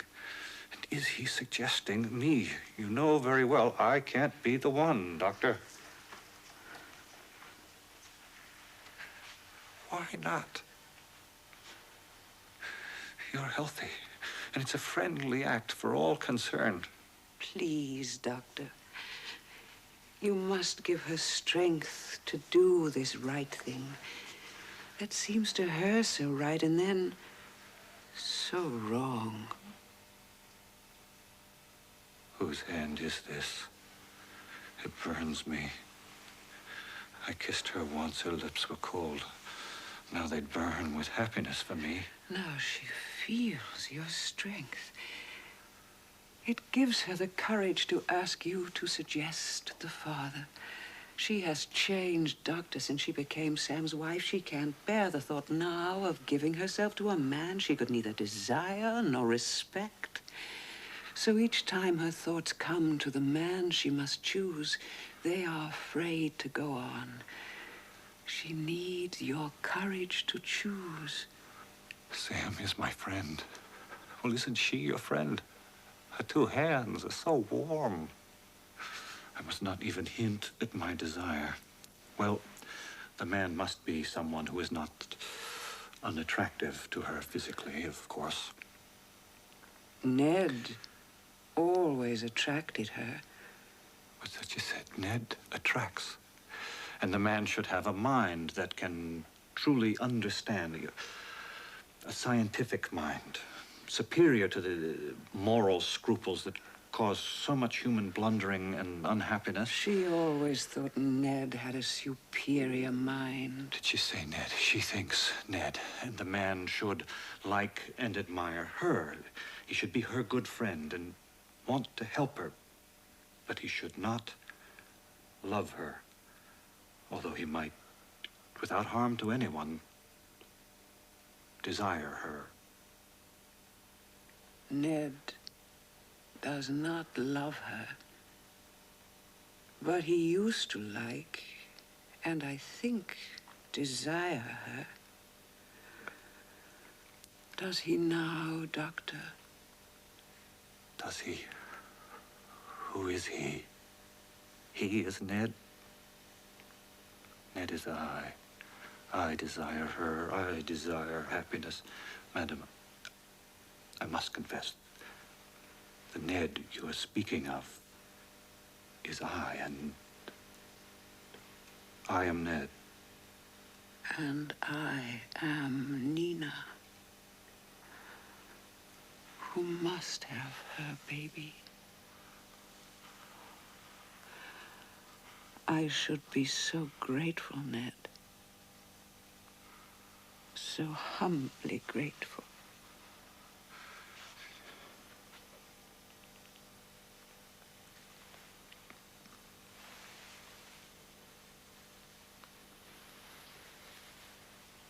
Yes. Yes, Nina. For your happiness. In that spirit, I shall be happy for a while. I shall be happy.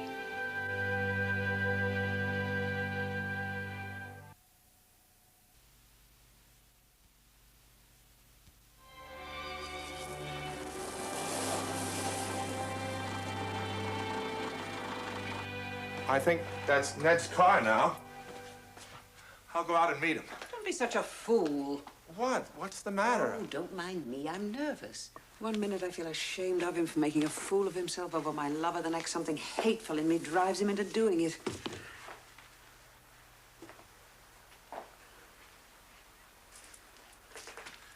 Nina. Ned. Hello, Ned. Sam, I didn't see you. Before I forget, here's that letter. I had a talk on the phone with Appleby yesterday, and he's pretty sure there's a position. But you're going to have to get your nose on the grindstone to make good with him. You bet I will. Gosh, I can't tell you how grateful I am, Ned. Oh, shut up. I'm only too glad. Well, you better go and shave, hadn't you, if you're going into town? Oh, yes, of course. I forgot I hadn't. Excuse me, will you?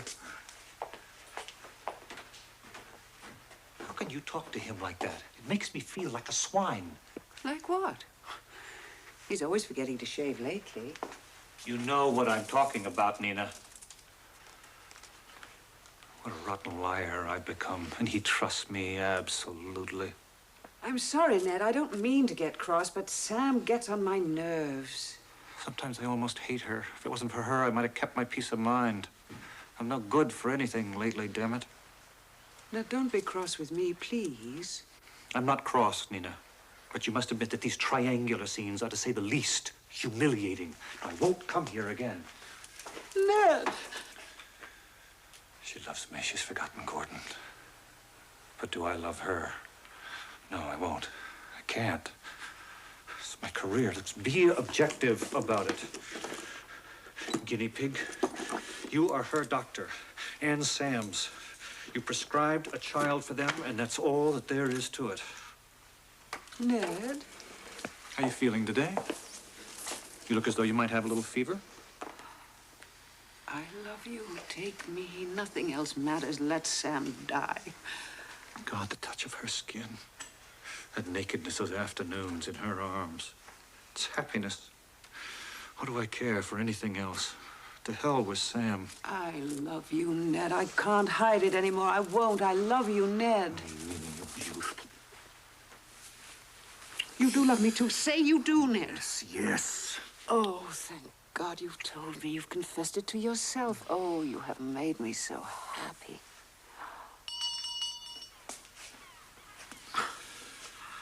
Someone at the door.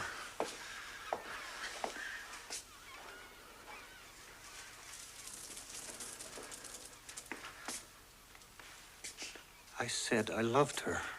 She won. She used my desire. But I don't love her. I won't. She can't own my life. I don't, Nina. I tell you, I don't. You do, Ned, you do. I don't. Black. In the midst of my happiness, Black comes again. Death. You silly coward. It's only Charlie. Hello, Nina. I know it's an imposition, but I've been in such a terrible state since Mother. There's no question of imposition, Charlie. We were expecting you. You don't know how terrible it is, Nina. It's terrible. Oh, there. Poor old Charlie. What am I to her, an old dog who's lost its mother? It's all right, Nina. It's quite all right. I apologize for making a scene. Thank God for Marsden. I feel sane again. How are you, Marsden? I'm sorry. Darrell, oh, there's nothing to be sorry about so far as I can discover. I mean, sorry, it's hardly the right word, is it? Hardly. Oh, you look so tired, Charlie. Why don't you sit down? You do love me, Ned. I don't love you.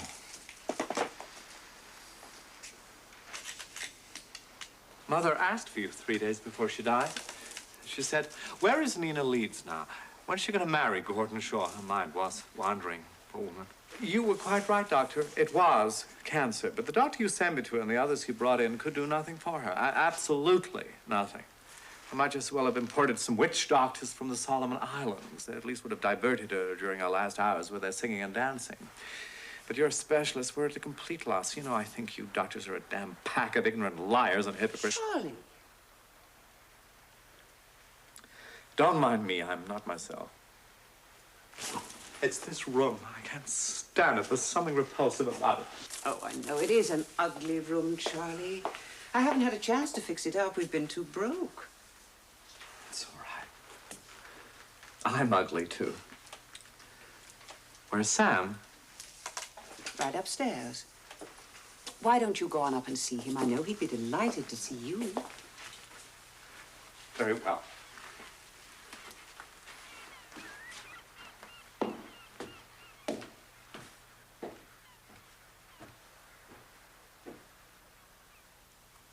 Marsden's not completely off balance, isn't he? My mother died when I was away at school. I hadn't seen her in some time, so her death was never very real to me. However, in Marsden's case... Oh, never mind about Charlie, Ned. What do I care about Charlie? I love you and you love me. But I don't. And you don't. You're simply letting your romantic imagination run away with you. As you did once before with Gordon Shaw. He's jealous. I loved Gordon. It's romantic imagination. It's ruined more lives than all the diseases. The other diseases, I should say. It's a form of insanity.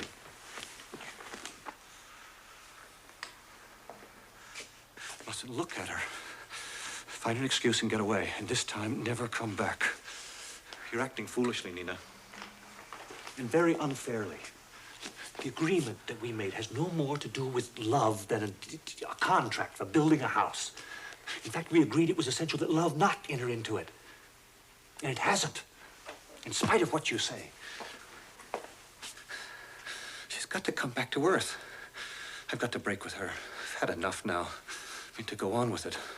What a mess it would make of our lives. Of course, I realize I've been to blame, too. I haven't been able to be as impersonal as I thought I could be.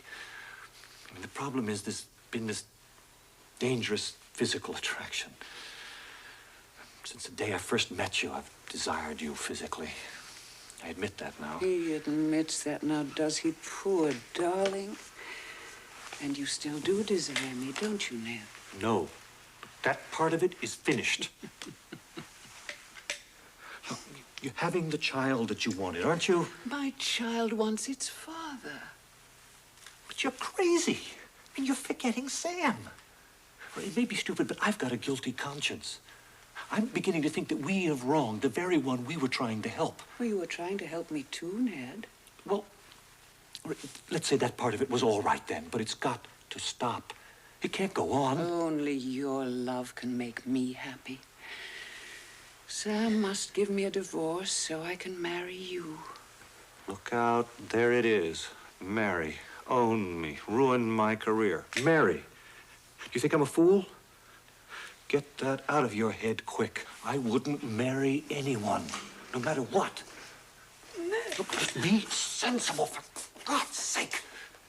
We're absolutely unsuited to each other. I don't admire your character. I don't respect you. I know too much about your past. And how about Sam? Divorce him? You forgetting all his mother told you? You mean to say you deliberately, and you expect me to? And what do you think I am? You are my lover. Nothing else matters. Yes, I remember what Sam's mother said. She said being happy is the nearest we can ever come to knowing what good is. I see my happiness in her eyes. The touch of her soft skin. Those afternoons. My God, I was happy. I've given Sam enough of my life. It hasn't made him happy, not the least bit. And how can we be sure that his thinking our child was his would make him happy? We can't. It's all guesswork. The only thing sure is that we love each other. Yes. Well, Doc, how's the patient? I think she's much better, don't you? Although she won't admit it. Yes, it's much better. Good. Why did she shrink away if I even touch her? I'm going to see how lunch is coming along. You'll stay, won't you, Ned? No, I think I'd better have got to go. Can't go, I've got to go. Come on, old man. You'll stay. And after lunch, we want to have a long talk with you, Sam. Don't we, Ned?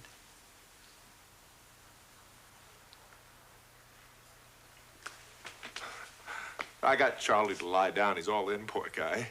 Yeah, what did Nina mean you want a long talk with me? Or is it a secret, Ned? A secret? Yeah. You bet your life it's a secret. This is horrible. Sam thinks I'm the finest fellow in the world, and I do this to him. As if he hadn't had enough born under a curse. I finish him. A doctor. God, I can see his end. Never forgive myself, never forget. Break me, ruin my career. I've got to stop this all this time. After lunch, talk, she said. She meant tell him. That means kill him. And she'll marry me. By God, I won't. She'll find out. Smiling, got me where she wants me. Then be as cruel to me as she is to him. Love me. Liar. Still loves Gordon. Her body is a trap. I'm caught in it. She touches my hand. Her eyes get into mine. I'd lose my will. By God, she can't make a fool of me like that. I'll go away someplace. Go to Europe. Study. Forget her and work. Go now. No, I've got to spike her guns with Sam. My God, I see. Just tell him about the baby. That'll stop her. Nina, I'm sorry. Sam, look here. I can't stay to lunch. I haven't time. I've got a million things to do. I'm sailing for Europe in a few days. You're sailing? Yeah, I'm going over to study for a year or so. Haven't told anybody. I came out here today to say goodbye. You won't be able to reach me again. I'll be out of town visiting. And now, for your secret. It ought to make you very happy, Sam. I know how much you've wished for it. So, I'm going to tell you, although Nina will be furious with me. She was saving it to surprise you with in her own proper time. But I'm selfish enough to want to see you happy before I go. What? What is it, Ned? You're going to be a father, old scout. That's the secret. Now, I've got to run. I've said goodbye to Nina. Good luck. You buckle down to work now. You've got the right stuff in you. When I get back, I'll expect to find you on the high road to success. You tell Nina that I'll expect to find you both happy and your child. Both of you. You tell her that. Happy and your child. Tell her that, Sam. That does it. Honorably. I'm free.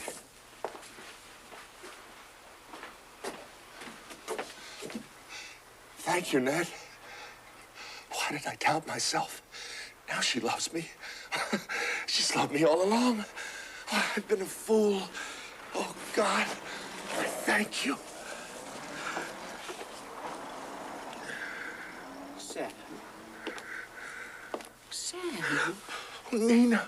Oh, Nina, Nina. Oh, Nina, I love you so. And now I know you love me. I'll never be afraid of anything again. Sam, what's come over you, Sam? Ned told me the secret. And I'm so happy, dear. Ned told you what? That we're going to have a child, dear. Now, you mustn't be sordid. Why'd you want to keep it a secret from me? Didn't you know how happy it would make me, Nina? Ned told you, Father? Where is Ned? Well, he left a moment ago. Oh, no, call him back. Lunch is ready. Well, he's gone. He couldn't stay. He's got so much to do getting ready to sail. Sail? Didn't he tell you he's sailing for Europe? He's going over for a year or so to study.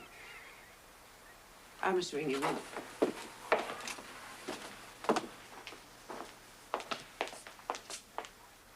No, I'm going to town. Well, he won't be there, I'm afraid. He said we couldn't reach him, that he'd be out of town visiting friends until he sailed. Why? Do you need to see him about something important, Nina? Perhaps I could locate it. Important? No, nothing is important now. Help me, Sam. Oh, Nina. Lie down here and rest. Poor Nina. Poor darling. Her condition. This weakness comes from her condition. Ned doesn't love me. He's gone forever like Gordon. No, not like Gordon. Like a coward, a thief, a liar. Oh, I hate him. Oh, Mother God, please let me hate him. He must have been planning this. He must have known today when he said he loved me. He thinks he can palm me off on Sam forever, and our child he can't. I won't bear it. I'll tell Sam he was lying. I'll make Sam hate him. I'll make Sam kill him. I'll promise to love Sam if he'll kill him. Ned lied to you. You mean Ned lied about... He lied to you. You're not going to have a child? Oh, yes. Oh, yes, I am. Nothing can prevent that. But you're...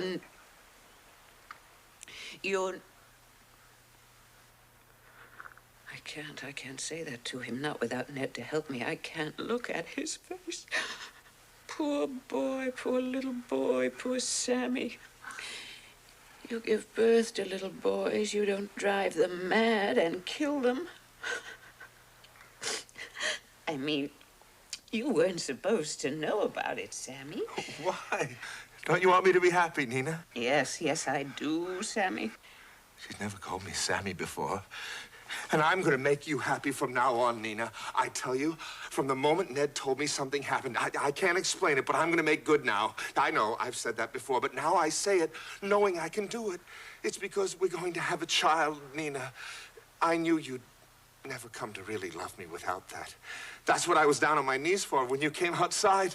I was thanking God for our baby. Sammy, poor boy. And Ned said when he came back, he'd expect to find us both happy in our baby. He said to tell you that. You will be happy now, won't you, Nina? I will try to make you happy, Sammy.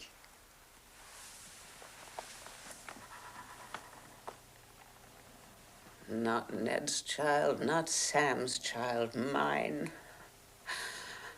I feel my child moving in my life. My life moving in my child. Breathing in the tide, I dream and breathe my dream back into the tide. I am a mother. God is a mother. Afternoons.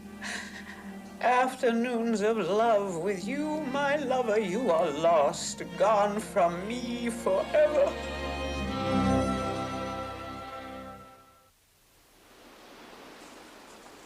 I wonder if there's a draft in the baby's room. Maybe I better go and close the window. There's going to be the biggest boom before long this country's ever known, or I miss my guess, Nina. Do you think so, Sammy? I'm dead sure of it. Dear Sam. I can't quite believe in this self-confident businessman yet, but I must admit he's proved it. He asked for more money, and they gave it without question, anxious to keep him. Well, so they should be. How he slaved for me and my baby. I think I'll write to my sister in California and ask her to come on and live with me. Oh. She's alone now that her youngest daughter has got married, and she has very little money.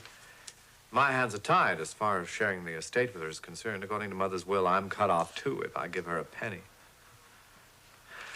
Mother never got over her bitterness about Jane's marriage. In a way, she was right. Jane's husband was never very much. No position, family, nor ability, and I doubt if she ever was really happy with him. It was one of those love matches. Oh. No danger of you ever making a love match, eh, Charlie? I doubt if I'll ever make that kind of fool of myself, Nina. Oh, aren't you the superior bachelor? I don't see anything to be so proud of. You're simply shirking, Charlie. You were my only true love, Nina. I took a vow of perpetual bachelorhood when you threw me over in Sam's favor. Hello, what's this? I never knew you were my hated rival, Charlie. Oh, didn't you? That fool jokes about it as if I were the last one in the world he could imagine. Well, if I'm responsible, Charlie, I feel I ought to do something about it. I'll pick out a wife for you guaranteed to suit. She must be at least 10 years older than you, large and matronly and placid, a wonderful cook and housekeeper. Don't be stupid. She imagined sex could never enter into it. I was only picking out a type I thought would be good for you, Charlie, and your work. Let's drop me, if you please.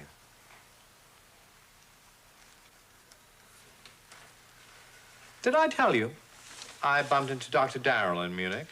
Ned, he's so Ned. That struck home. Yes, I happened to run into him. Why on earth didn't you tell us this before, Charlie? Is it such important news? You knew he was there, didn't you? I suppose he'd written to you. How was he, old scout? Oh, he seemed to be in fine feather.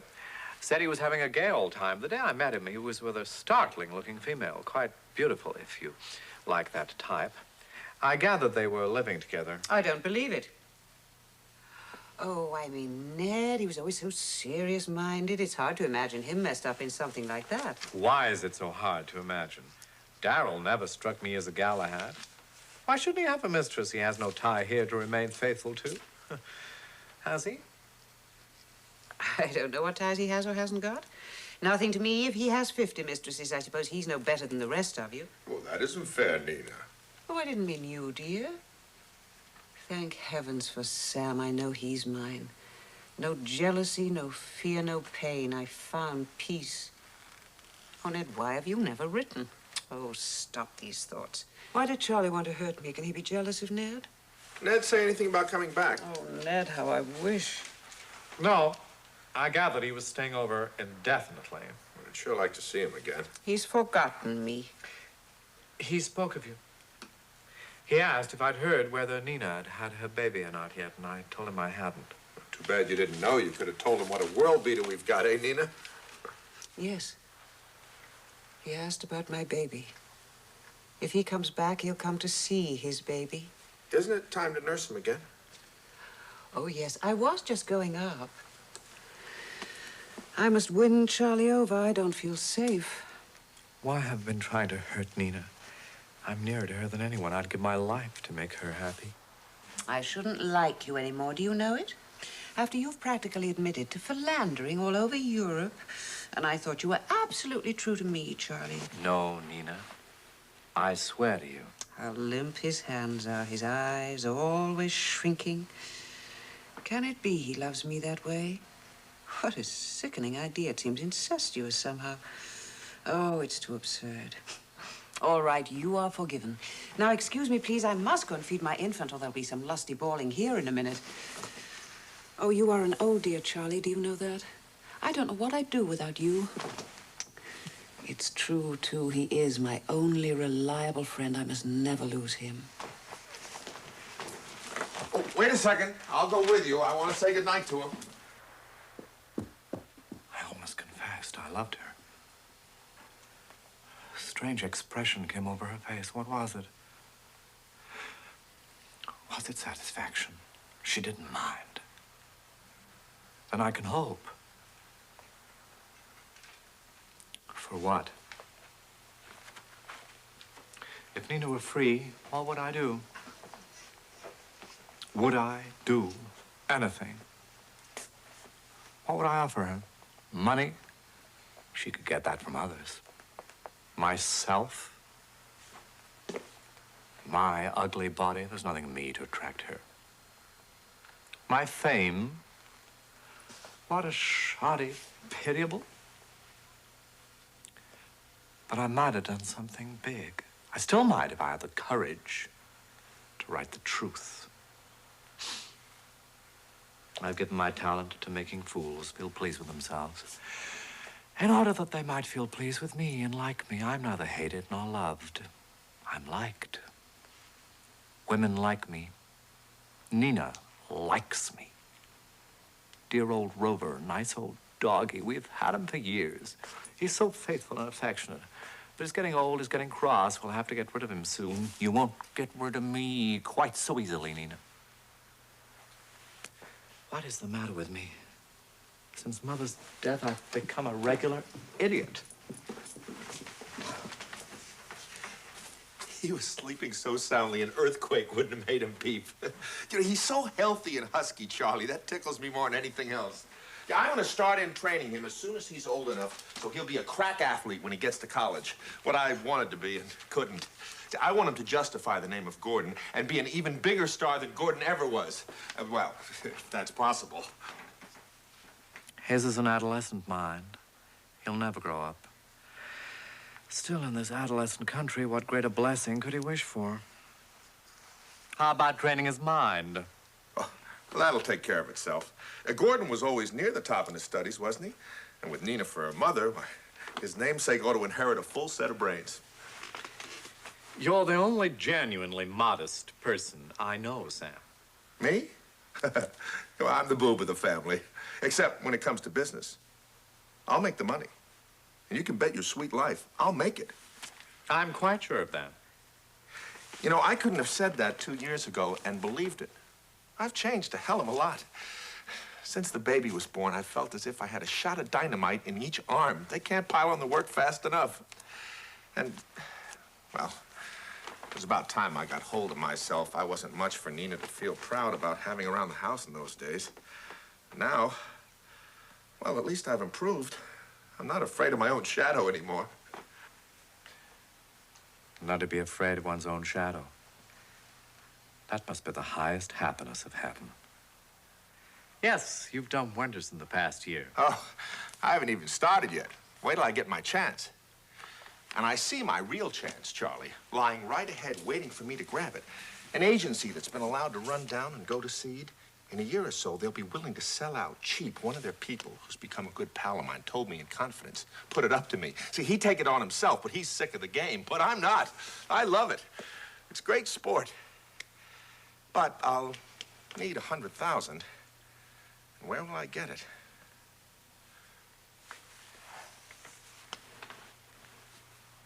Any suggestion you can make, Charlie, will be gratefully received. 100,000, no less. Well, that's almost a fifth of my entire...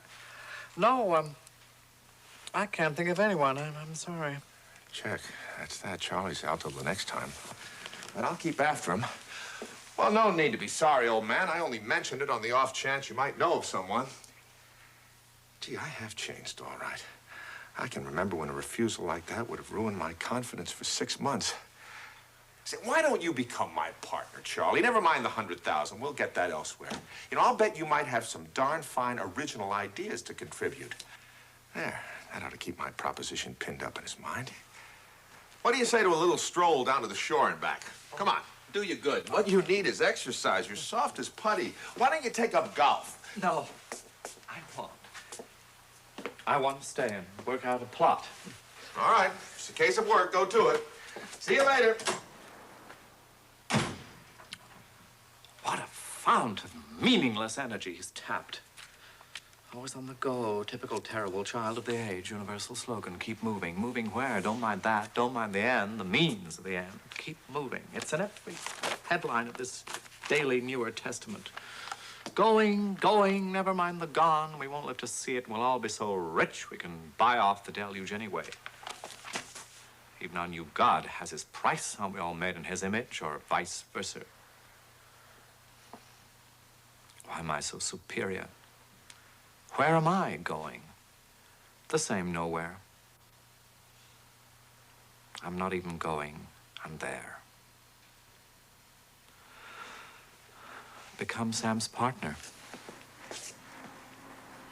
There's a grotesque notion. It might revive my sense of humor about myself. I am the logical one to help him. I helped him to Nina. Logical partner. Partner in Nina. What inane thoughts. I can't think out this plot tonight. I'll try and read. Would you get the door, Charlie? Shirley.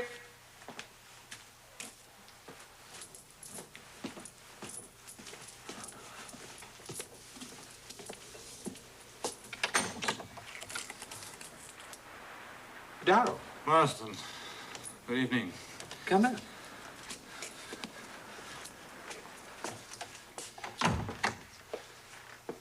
Who is it, Charlie? It's I, Nina. Ned Darrell. Ned. I'll be down in a minute or two. Make yourself at home. Come in. Sit down. Here again. Dreamed of this house. I've come back. My turn to be happy. Now I know, absolutely. His face, her voice. They did love each other. They do now. When did you get back from Europe? This morning on the Olympic. Look out for this fellow. Always had it in for me. Like a woman smells out love. Well, who gives a damn now? It's all got to come out anyway. What brings you back so soon? When I met you in Munich, you weren't in My father died 3 weeks ago. I've had to come back about his estate. It's a lie. Father's death just gave me an excuse to myself. Wouldn't have come back for that. Came back because I love her. Damn, his questions. I want to think before I see her. The sound of her voice seemed to burn inside my head. God, I'm licked. There's no use fighting it. Done my damnedest. Work, booze, women. It's no use. I love her. Always.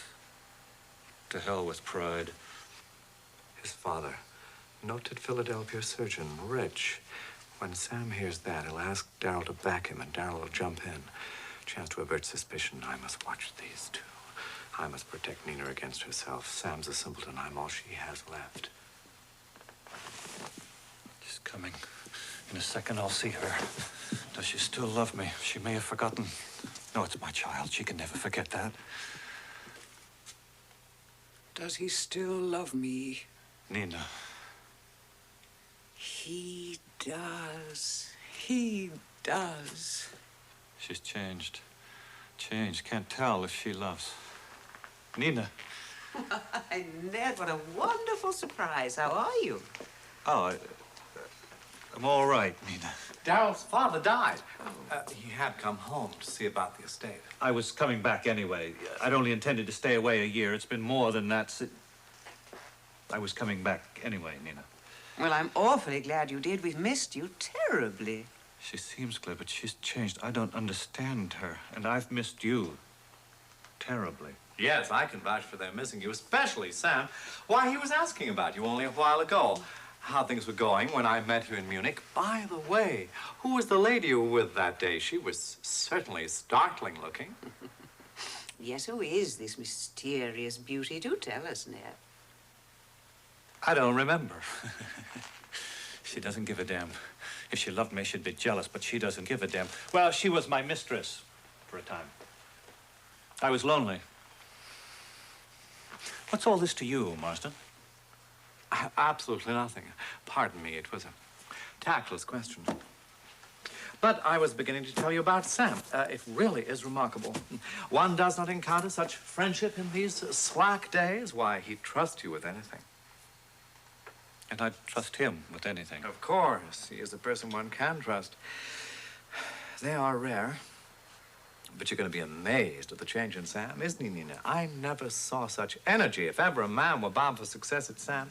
In fact, I'm so sure that he is that as soon as he thinks the time is ripe to start his own firm, I'm going to furnish him the capital and become his silent partner.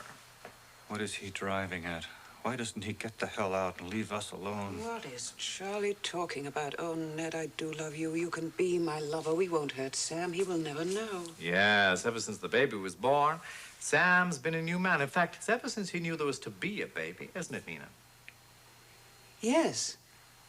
Ned's baby. Sam's the proudest parent I've ever known. Sam makes a wonderful father, Ned. I know what you're hoping, Ned, but if you think I'm going to take Sam's baby away from him, or if you think I'll run away with you and leave my baby... If anything happened to that child, I honestly believe Sam would lose his reason. Don't you think so, Nina? I know I would lose mine. Little Gordon has become my whole life. Sam, wonderful father, lose his reason. Little Gordon, she's called my son after Gordon. Romantic imagination. Gordon is her lover. Gordon, Sam, and Nina. And my son, closed corporation. I'm forced out. No, not yet, by God. I'll smash this up. I'll tell Sam no matter what. I couldn't find a better husband than Sam. I couldn't find a better lover than Ned. I need them both to be happy. I love that poor baby now. I'll fight for its sake against these two. I can leave them now, for they won't be alone. I'll leave Sam and his baby in this room with them. And their honor. Their honor. What an obscene joke. If only God would strike them dead and I could see them die. Why doesn't Charlie go? What is he thinking? I feel afraid. Charlie? It's all right. I'm going to find Sam. When he knows you're here, Darryl, he'll certainly come on the run. And I'm sure you two have a lot to talk over. We'll be back before long.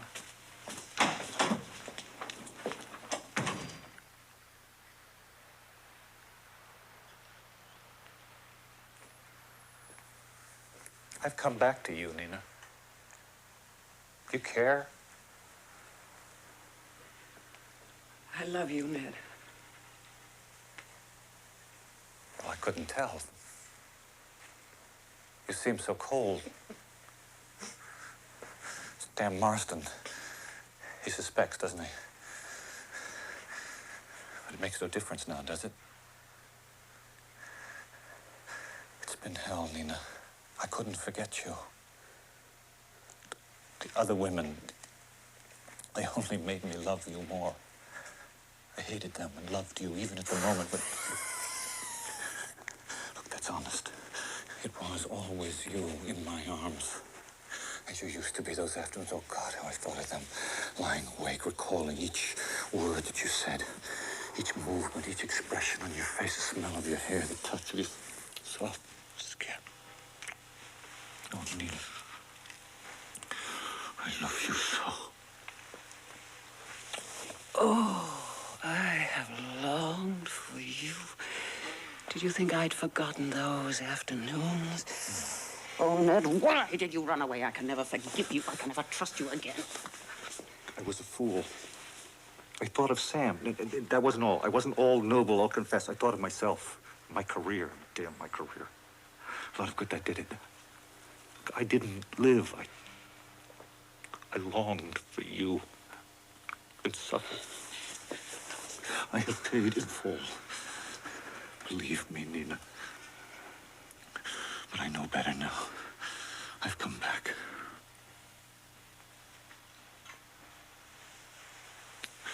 You've got to come away with me. Oh, yes, my lover. No, you're forgetting Sam and Sam's baby. Sam's baby? Are you joking? It's ours, you mean. We'll take him with us, of course. And then what would be Sam's finish? Damn Sam.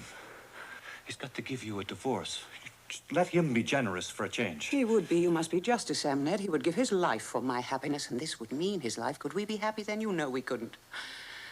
And I've changed, Ned. I'm not your old mad Nina. Oh, I love you. I will always love you. But I love my baby, too. His happiness comes first with me. But he's mine, too. No. You gave him to Sam to make Sam happy. To hell with Sam. It was to make you happy. So I could make Sam happy. That was part of it. I was sincere in that, Ned. If I hadn't been, I could never have gone to you that first afternoon. Or if I had, I would never have forgiven myself. As it is, I don't feel guilty or wicked. I feel proud. I have made Sam happy. I love the devoted husband and father in him, and I feel it is his baby. We have made it his baby. Good God. You haven't fallen in love with Sam, have you? I'll go. I'll go back to Europe. I'll never come back. I tried not to this time. But I had to.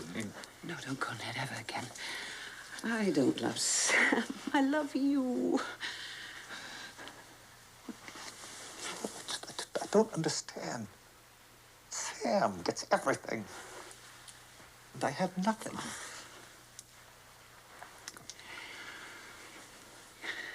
You have my love. It seems to me you are complaining unreasonably. You mean I can be your lover again? Isn't that the only way we can make everyone happy? That's all that counts. Is that what you call playing fair to Sam? Oh, Sam will never know. The happiness I have given him has made him so sure of himself, he would never suspect me now. And if we can love each other without danger to him, I feel he owes us that for all we've done for him.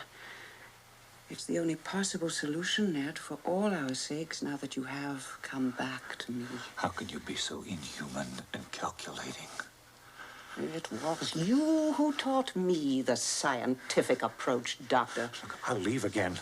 I'll go back to Europe. I won't endure. Do you think that I'll stay here to be your lover watching Sam with my wife and my child?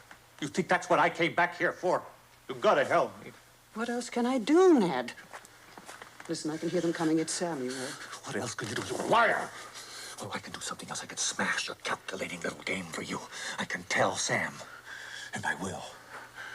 Right now. My God, I will. No, you won't, Ned. You can't do that to Sam. Like hell I can't.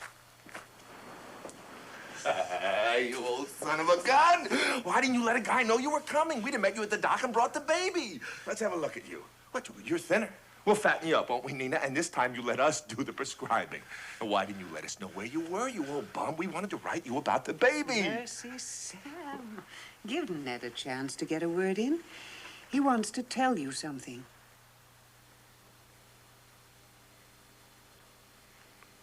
No.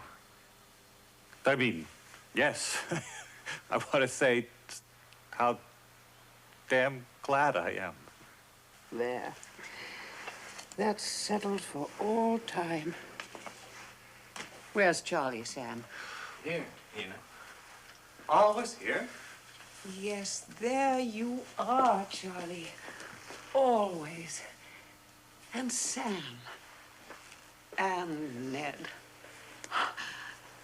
You are my three men.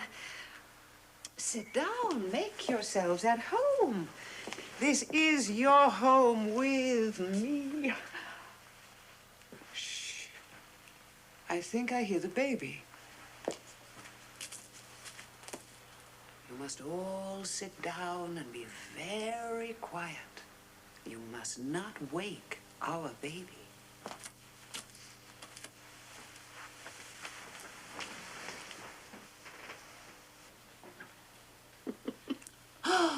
My three men.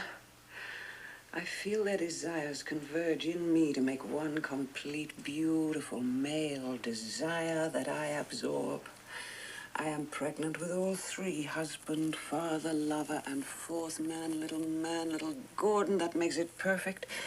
I should be the happiest woman in the world. I should be the proudest woman on earth. I'd better knock on wood before God the Father hears my happiness. Nina, what's the matter? Oh, nothing. Nerves. I've gotten overtired, I suppose. Then you go right to bed, young lady. We'll excuse you. All right, you bossy old thing, you. Good night, dear. Good night, darling. Good night, Charlie. Here's the good girl. Good night, dear. Good night, Ned. Thank you. Good night.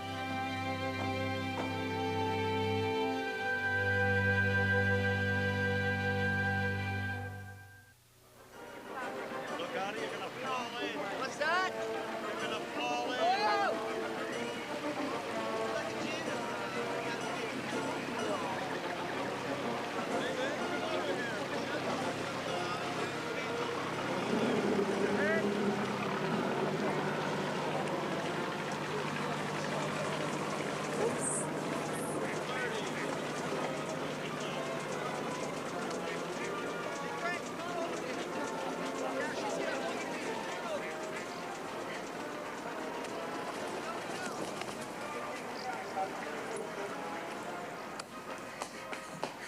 They're almost ready to start. I can't see a damn thing up there. Here, Madeline, you've got young eyes. Thank you.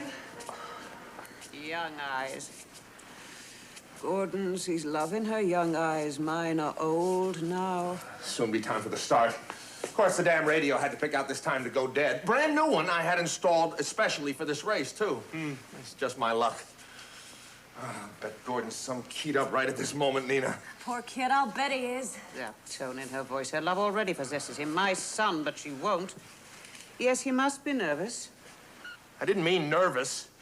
He doesn't know what it is to have nerves. Nothing's ever got him rattled yet. Yeah, she can bank on Gordon never losing his nerve. I am quite aware that my son is no weakling, although he does do weak things sometimes. Ouch, that was meant for me. Why does she dislike me so? I've done my best for Gordon's sake to be nice to her. Another nasty crack at Madeline. Nina's certainly become the prize bum sport. I thought once a change of life was over, she'd be ashamed of her crazy jealousy. Instead of that, it's got worse. I'm not going to let her come between Gordon and Madeline. He loves her, and she loves him. And her family's got money and position, too. And I like her a lot. And by God, I'm going to see to it that their marriage goes through on schedule, no matter how much Nina kicks up. Nina hates this young lady. Of course, Gordon's girl. She'll smash their engagement if she can. I wasn't going to see her again. But her invitation was so imploring. My duty to Gordon, she wrote. What duty? Pretty late in the day. They ought to be lined up for the start any minute now. Come on, Gordon! Sam, I told you, I have a splitting headache. You vulgar boy, it's all your fault he's engaged to her. Well, I'm sorry. Why don't you take some aspirin? Nina in the dumps. Charlie in mourning. What a pair of killjoys. I wanted to bring Gordon and his friends here to celebrate. No chance. I have to take Madeline, stage a party in New York, and leave this outfit flat. Nina will be sore as the devil, but well, she'll have to like it. Thank God I can finally watch her objectively. These last 3 years away, finally done it. Complete cure. Poor Nina, we're all deserting her. Even Marsden seems to have left her for the dead. What am I doing here? Why do I care about this stupid race? Why did I let Nina bully me into coming? I want to be alone with my memories of my dear sister. It'll be 2 months Saturday she died. It's no use, Mr. Evans. I can't see a thing. Well, if only the damn radio was working. You stop swearing so much. Well, so what if I am excited? Seems to me you could show a little more interest without it hurting you when it's Gordon's last race, his last appearance on a varsity. He's right. She's acting rotten. You used to cheer loud enough for Gordon Shaw, and our Gordon's got him beat a mile. As an oarsman, at least. Well, and that isn't father stuff either, Ned. All the experts say so. Come on, Sam. Surely no one could touch Shaw at anything. What an idiot. That popped out of me. Old habit. Haven't loved her in years. Sam said our Gordon. He means his. Gordon has become so like Sam, Ned, you wouldn't recognize him. She's crazy. He's nothing like his father. You flatter me, Nina. I wish I thought that, but he isn't a bit like me. Luckily for him, he's a dead ringer for Gordon Shaw at his best. You're too modest, Sam. Gordon is you. He may be a fine athlete like Gordon Shaw, but there the resemblance ceases. He isn't really like Gordon, not the least bit. Getting sick of this. She's taking her jealous grouch too far. Damn it, Nina! If you had any feeling, you couldn't. Right at the moment when he's probably getting into the shell. Did I say anything so dire? Merely that he resembles you in character. Don't get so excited, Sam. It's bad for your blood pressure. Ask Ned if it isn't. There's a death wish. Things have gone pretty far. Sam does look as if he might have a bad pressure. I guess Sam's all right, Nina. I never felt better. It's time for the start. Come on in the house, Ned, and have a drink. We'll see if McCabe's getting the damn radio fixed. Go, Charlie, snap out of it. Well, you're going to have a drink. I think you need about 10 to get you in the right spirit for the finish. Now, come on, Ned. No, leave Ned with me. I want to talk to him. Take Charlie and Madeline. I'm perfectly content All with right, sitting come here. along, Madeline. We'll give you a small one. Come on, Charlie, head up. I hope it's strong fire. There, that's the spirit. We'll make a sport out of you yet. Oh, sit down, Ned. I wrote to you because I need a friend. It's been so long since we loved each other. I think we can be friends again now. Don't you feel that? Yes, I do. I want to be her friend, but I will never. I've lost him, Ned. He's become all Sam's. And although I could see what was happening, there was never anything I could do to prevent it. What Sam advised seemed always what was best for Gordon's future, always what Gordon himself wanted. To escape from me, to boarding school, and then to college, to become Sam's athletic hero. Come on, Nina. You know you have always wanted him to be like Gordon Shaw. But he isn't. He's forgotten me. Oh, what do I care if he's an athlete or not? It's such nonsense, all this fuss. I'm not the slightest bit interested in this race today, for example. I wouldn't care if he came in last. They're off. Mr. Evans is getting something. It's terribly faint, but Navy and Washington are leading. Gordon's coming third. Gordon's third. You might think there was no one else pulling the shell. What idiots women make of themselves about these Gordons. She's pretty, that Madeline.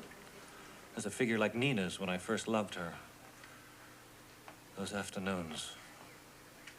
Age is beginning to tell in Nina's face, but she has kept her wonderful body. You know, there's someone who seems to care a lot whether Gordon comes in last or not. Yes, Gordon is hers now, Ned. Well, that is, they're engaged, but of course that doesn't necessarily... Can you imagine Gordon throwing himself away on a little fool like that? I can't believe he really loves her. Why, she's hardly even pretty and completely stupid. I thought he was merely indulging himself in some passing physical affair at his age. One has to expect even a mother must face nature. But for Gordon to take her seriously, propose marriage, it's too idiotic for words. Ah, so you'll compromise on his sleeping with her if you have to, but she must have no real claim to dispute your ownership. You'd like to make her the same sort of convenient slave for him that I was for you. I can't agree with you, Nina. I find it charming. Seems to me if I were in Gordon's shoes, I'd do exactly as he's done. If he marries her, he'll forget me. She'll keep him away from me. My son, Ned. Your son, too. The son of our old love, Ned. Our love. Old touch of her flesh. We're old. It's silly and indecent. Does she think she can still own me? You've got to give him a good talking to, Ned. How many years since she has the same strange influence over me, a touch of her flesh. It's dangerous. I swore I'd never meddle again with human lives, Nina. But you must prevent him ruining his life. I won't touch a life that has more than one cell. And I wouldn't help you in this anyway. You've got to give up owning people, meddling in their lives. If you were God and had created them. I don't know what you mean. He's my son, isn't he? And mine. Mine, too. Oh, I think I still love you a little, Ned. And I love you a little, too. But I will not meddle in your life again.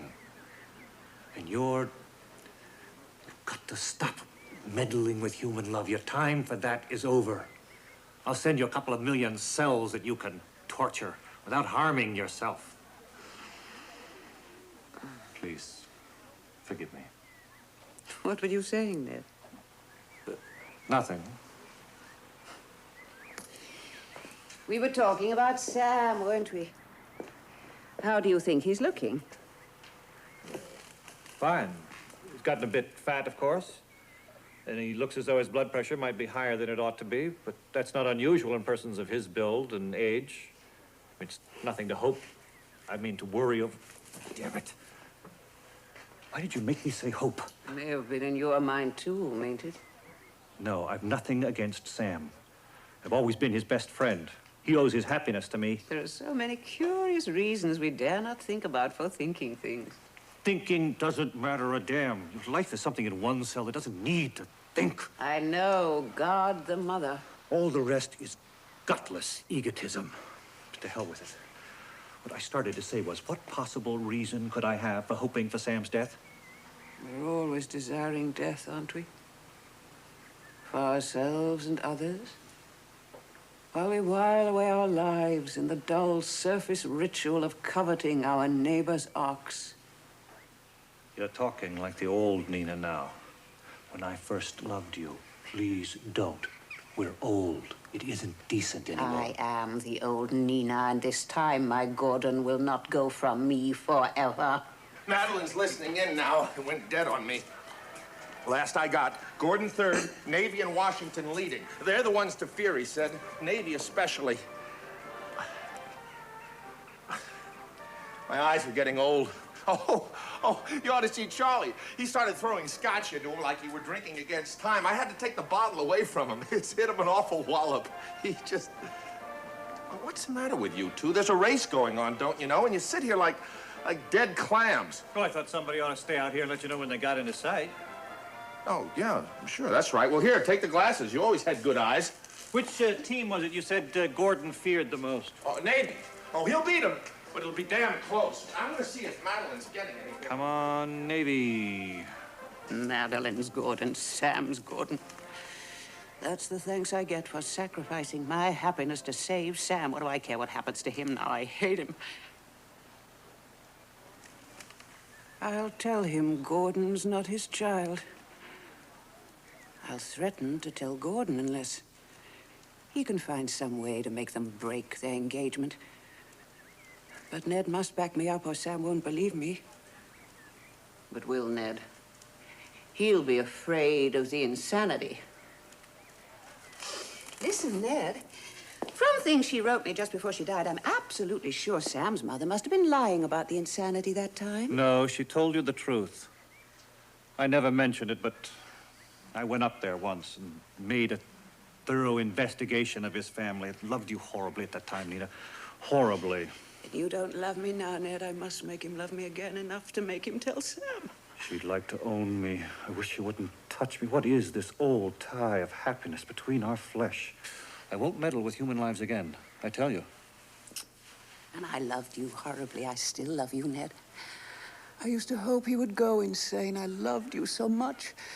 But look at Sam. He's as sane as a pig. There's absolutely no danger now. What is she after? What does she want me for? I'm no longer a doctor, but I'd say Sam's a healthy miss of nature's. It's 1,000 to 1 against it at this late day. Then isn't it time we told him the truth? Think how he made us suffer. We've made him rich and happy. Isn't it time he gave us back our son? So that's it. Tell Sam the truth at last. God, I'd like to tell him at that. Our son? You mean yours, my dear. You kind of count me out of any further meddling. Sam won't believe me. He'll think I'm lying out of spite because of my crazy jealousy. You've got to tell him too, Ned. I'd like to see his face when I tell him that his famous oarsman son isn't his son, but mine. That might pay me back a little for all he's taken from me. I won't meddle in Sam's life again. I'm telling you. Think how he made us suffer. We've made him rich and happy. You were the only happiness I've ever known in life. Oh, she lies. It was always her other lover, Gordon. He was always there first, then her son, Gordon. Oh, if only I'd gone away with you that time when you came back from Europe. Think how happy we would have been, dear. Think how our son would have loved you if it hadn't been for Sam. Yes, if it hadn't been for Sam, I would have been happy. My boy would have loved me, and I'd have loved him. You've got to tell him, Ned. For my sake. Because I still love you. Because you remember our afternoons, our mad happiness. Because you love me. Yes. What must I do? Meddle again? No! I'm sorry, but I can't help you. I told you I would never again meddle with human lives. Besides, I'm quite sure Gordon isn't my son. I was only a body to you, never more than a substitute for your dead lover. Gordon is really Gordon's son. So you see, I'd be telling Sam a lie if I said that I am a man of honor. I've proved that, at least. I'm free. I've beaten her at last. Now, come on, Navy. You've got to beat her Gordons for me.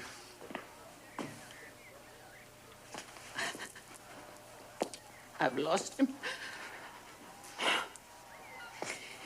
He won't tell Sam now. I must find some other way. Hello, you two. Why do you look so guilty? You don't love each other anymore. It's all nonsense.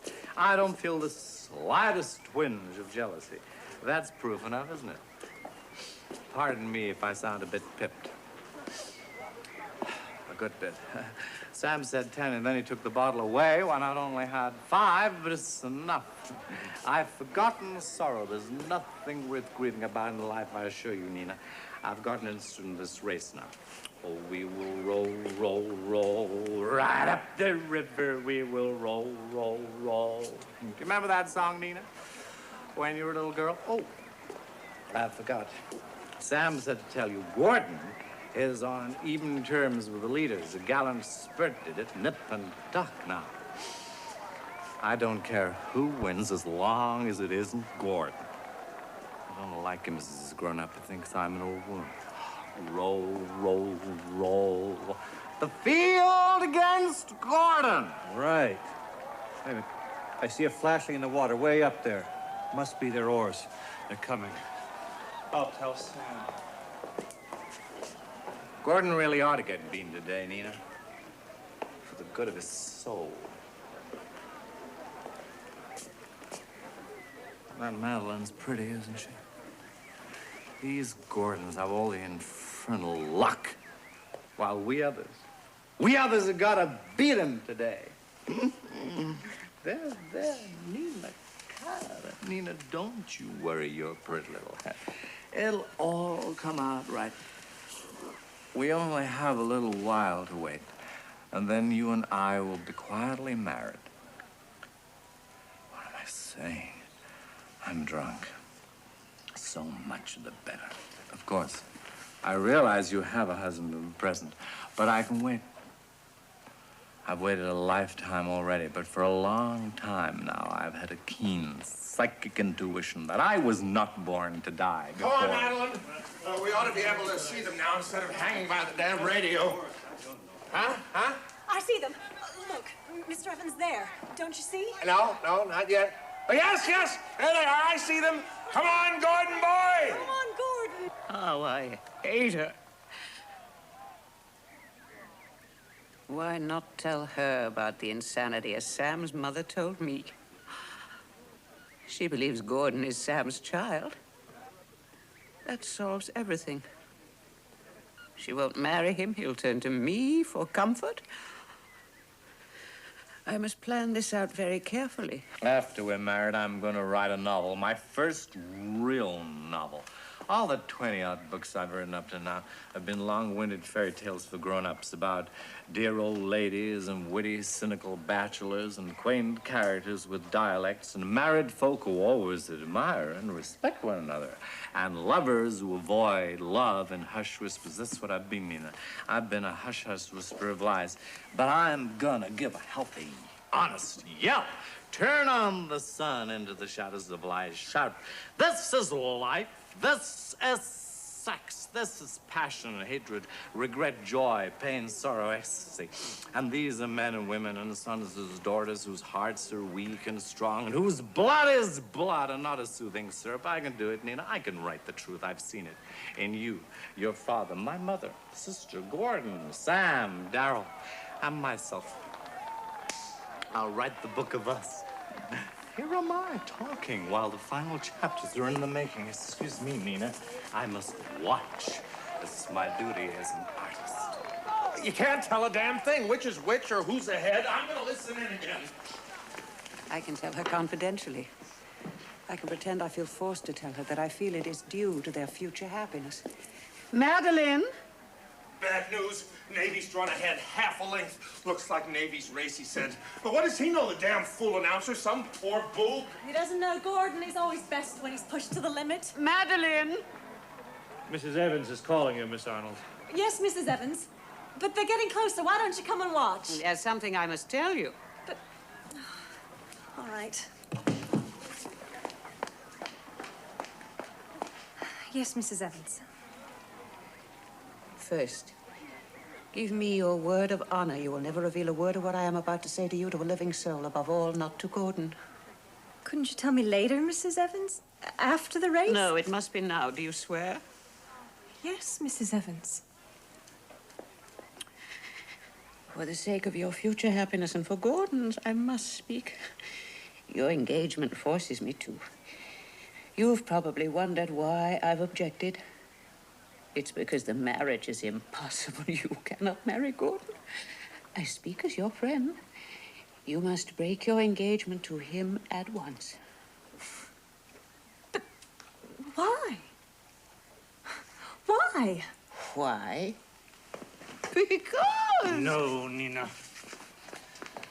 Miss Arnold, as a doctor, I feel it's my duty to tell you that Mrs. Evans isn't herself. Pay no attention to anything she may say to you. She's just passed through a crucial period in a woman's life, and she's morbidly jealous of you. And subject to queer delusions. So please, just go back to the race, and God bless you. Thank you. I understand, I think. Poor Mrs. Evans.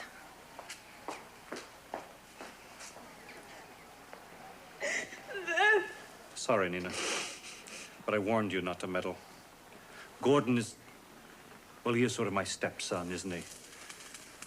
I really want him to be happy. All the same, I can't help hoping that he'll get beaten in this race today. As an oarsman, he's always recalled his father, Gordon Shaw, to me.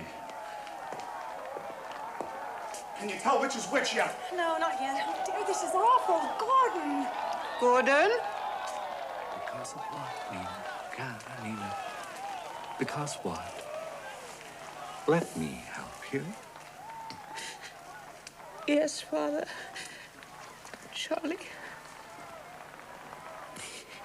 Because of all of Sam's father's family, we're insane. Sam's mother told me that time so I wouldn't have his baby, and I was going to tell Madeline so she wouldn't marry Gordon, but that would have been a lie. Because Gordon isn't Sam's child, he's Ned's. Ned gave him to me, and I gave him to Sam to make Sam well and happy. And Sam is well and happy, don't you think? So I haven't been such an awfully wicked girl, have I? Good God, Nina. Do you know what you're saying? There! The one on this side! I saw the color on their blades just now. Are you sure? Well, and that's him, a little behind the other one. One on the left is leading. Is that Navy? Merciful God, you've lived all these years with this horror, and you and Darrell deliberately. Sam's mother said I had a right to be happy.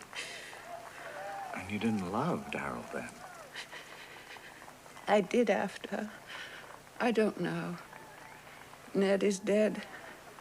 There is only Gordon. And you, Father. Nina, my poor little cat. Nina, how you must have suffered. I forgive you. Even wanting to tell Madeline you wanted to keep Gordon. I understand that. And I forgive you. And I forgive you, Father. After all you started all this, you must never meddle in human lives again. Gordon's sprinting, isn't he? He's drawing up on the other one. Yes, oh, come on, Gordon. Come on, Navy. What's that? What the hell's the matter with you?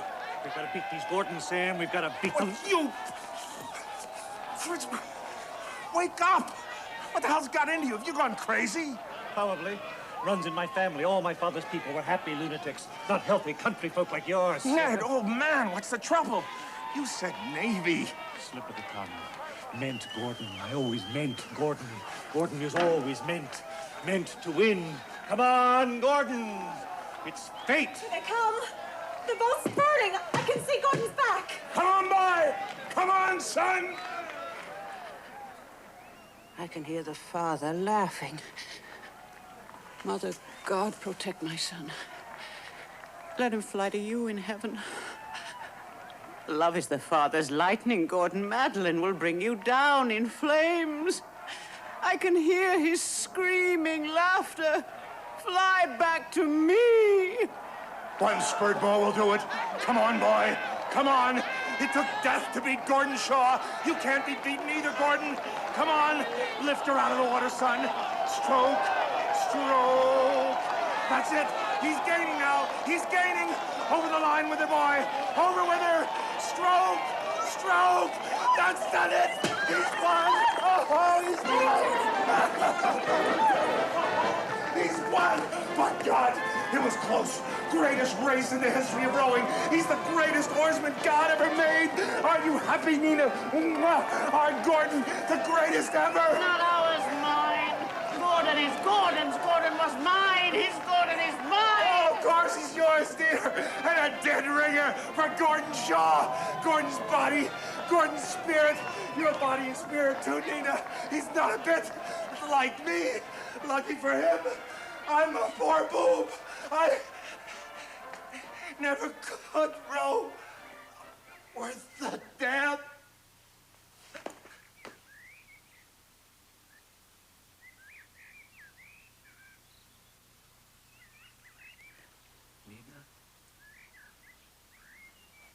Ned. Sam. Sam. Sam. He's not dead. It's only a bad stroke. Did all our secret hopes bring him to this at last? We're not in the Congo that we can believe in evil charms. In his condition, he must have absolute quiet and peace of mind, or and perfect care. You'll have to tend him night and day, and I will. We've got to keep him happy. Again. I will never leave his side. I will never breathe a word that could disturb his peace. I will not have long to wait now. How can I think such thoughts? A rare spirit. A pure and simple soul. A good man, yes, a good man. God bless him. Sam, old boy, I'm so sorry. I will give my life to save you. Dear husband, you tried to make me happy. I will give you my happiness. I will give you Gordon to give to Madeline.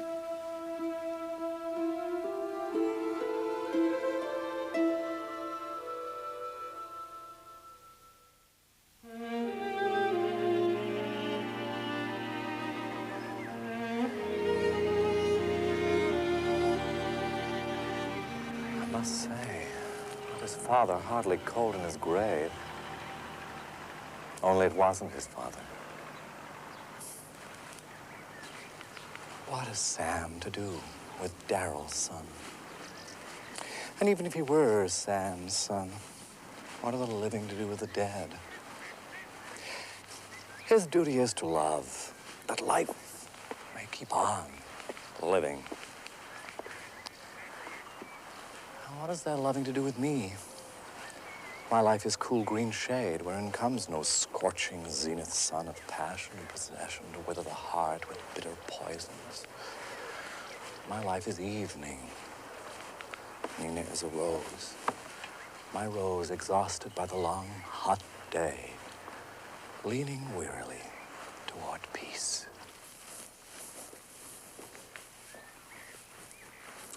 Once I'd have felt jealous, swindled, cheated by God out of joy. I'd have thought, these Gordons have all the luck. But I must interrupt their biological preparations. Age's terms of peace after the long interlude of war with life are still to be concluded. Youth must keep decently away. Sorry to disturb you. I've been picking some roses for your mother. Flowers really do have the power to soothe grief. I suppose it was that discovery that led to their general use at funerals and weddings. Here, Madeline, here's a rose for you. Hail, love, we who have died salute you. What a queer creature. There's something uncanny. Don't be silly, it's only poor old Charlie. Thank you, Uncle Charlie. Poor old guy. He means well. Dad liked him. They're pretty. Where's Mother? Is she still in the house? Yes. She was trying to get rid of the last of the people. I'm going in. Shall I tell her you'd like to see her? It would give an excuse to get away. Yes, will you? You better see your mother alone. I'll go down to the plane and wait for you. You want to fly back before dark, don't you? Yeah. We gotta get started soon. Maybe it would be better if you weren't here. There are some things I feel I ought to say to her and Darryl. I've got to do what I know Dad would have wanted. I've got to be fair. He always was to everyone in his life. You dear, you. You couldn't be unfair to anyone if you tried. Don't be too long. You bet I won't. It won't be so pleasant I'll want to drag it out. Goodbye for a while, then. Yeah, so long. Oh, Madeline's wonderful.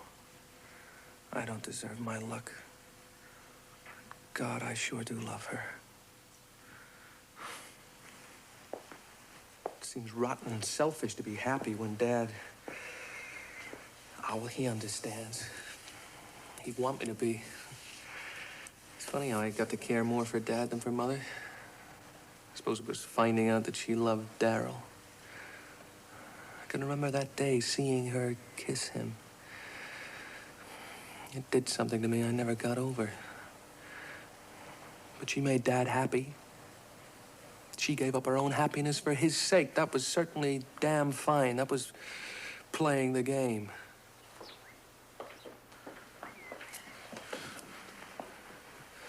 Funny, I can't stand it even now when I see him with Mother. I'd like to beat him up. He's not my son now. No Gordon's son, nor Ned's, nor Sam's. He's become that stranger. Another woman's lover. Something's up. Some final accounting. Well, let's get it over. Your message was a godsend, Gordon. Oh, those silly people with their social condolences were killing me. Perhaps I'm morbid. I always get the feeling they're secretly glad someone has died. It flatters their vanity, makes them feel superior because they're living. They were all good friends of Dad's. Why shouldn't they be sincerely sorry? His death ought to be a loss to everyone who knew him.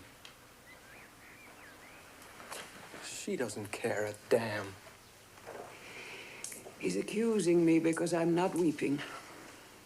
Well, I did weep as much as I could. There aren't many tears left.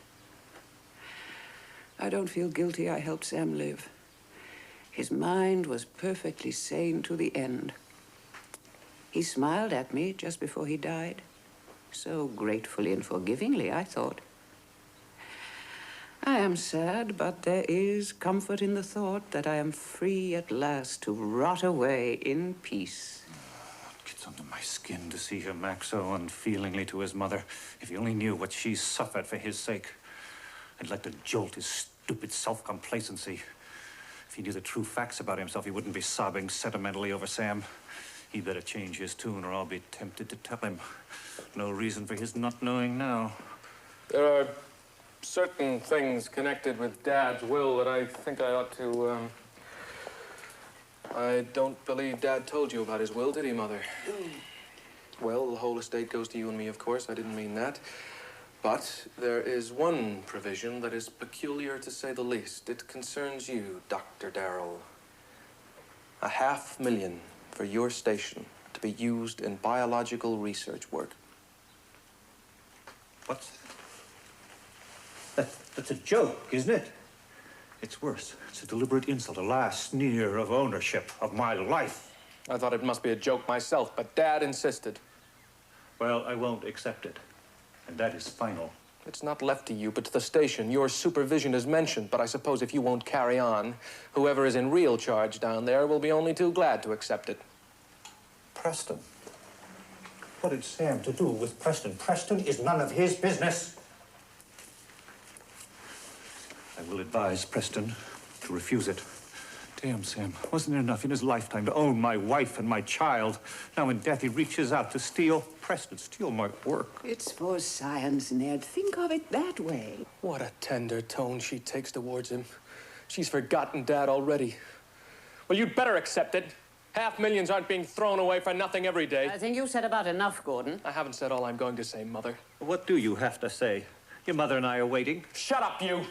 Don't take that tone with me, or I'll forget your age and give you a spanking. Spanking? The son spanks the father.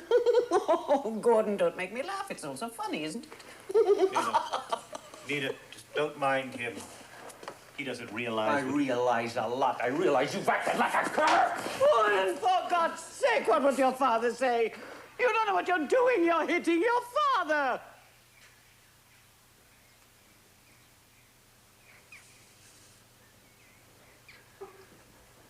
No. It's all right. It's all right, son. You didn't realize. I'm sorry. I'm sorry. You're right, Mother. Dad would feel just as if I'd hit him. Just as bad as if I'd hit him. It's nothing, son. It's nothing. Well, that's damn fine, Darrell. That's damn fine and sporting of you. It was a rotten, dirty trick. Accept my apology, won't you, Darrell? Darrell. He calls me Darrell. I told him he was hitting his father. He doesn't understand me. Of course not. How could he? It's damn fine. I didn't mean it. I'm sorry. But shake hands, won't you? Only too glad. Pleased to meet you. Know you by reputation, of course, famous oarsman. Great race you stroked last June. Of course, I was hoping Navy would give you a beating. I can hear you laughing, Godfather. It's all so crazy, isn't it? Oh, Ned, poor Ned. You were born unlucky. It's all right, Mother. Stop laughing. It's all right between us. I've apologized.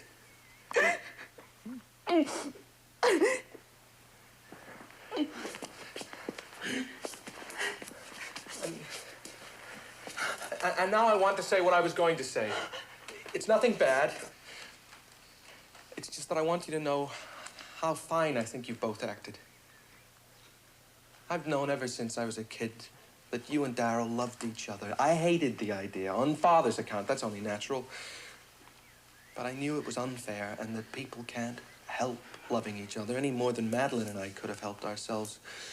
So all I wanted to say was that now he's dead,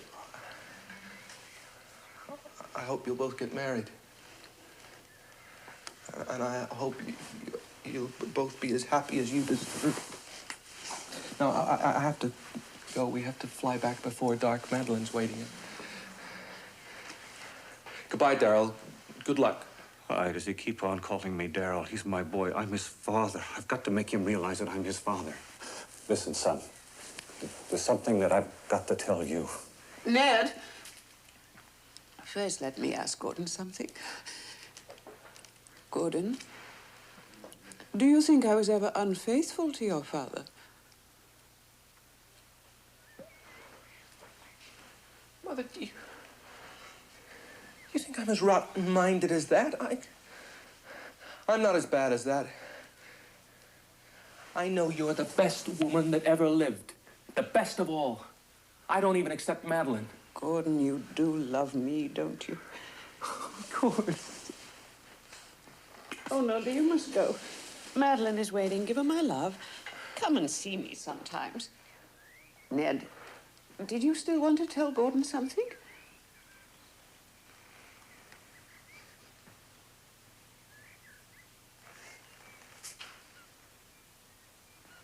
Not for anything in the world. Goodbye, son. Goodbye, sir.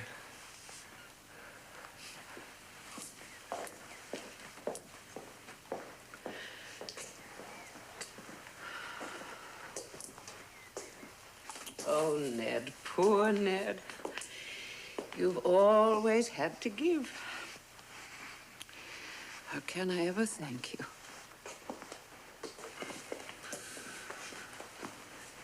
By refusing me when I ask you to marry me.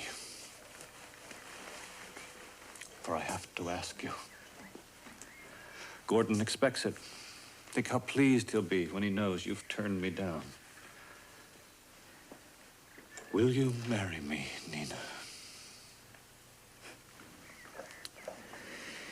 No, certainly not. Our ghosts would torture us to death. But I wish I did love you, Ned. There were wonderful afternoons long ago. The Nina of those afternoons will always live in me, will always love her lover, Ned, the father of her baby. Thank you for that. And that Ned will always adore his beautiful Nina. Remember him and forget me. I'm going back to work. I leave you to Charlie. You ought to marry him, Nina, if you want peace. After all, I think you owe it to him for his lifelong devotion. Why doesn't he go? Even now he's all heat and energy and the tormenting drive renewed. Can't he see she's in love with evening? Do I hear my name taken in vain? Ned has just proposed to me, Charlie. I refused him. I don't love him anymore. And whom do you love? Nina, cara Nina. You, I suppose, Charlie. I have always loved your love for me. Will you let me rot away in peace? All my life, I've waited to bring you peace. If you've waited that long, Charlie, we should be married tomorrow. But you haven't asked me yet. Do you want me to marry you, Charlie? Yes.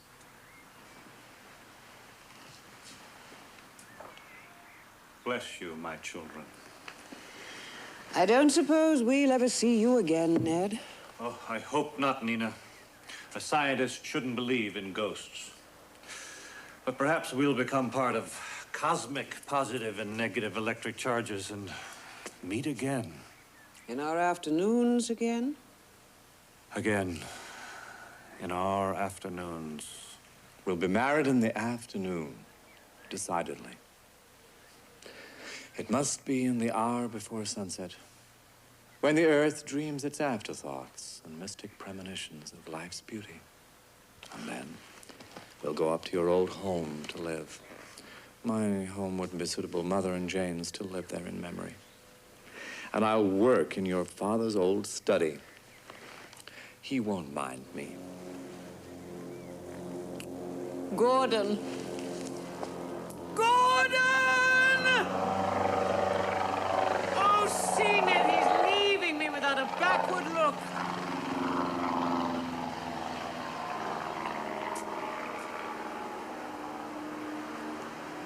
No.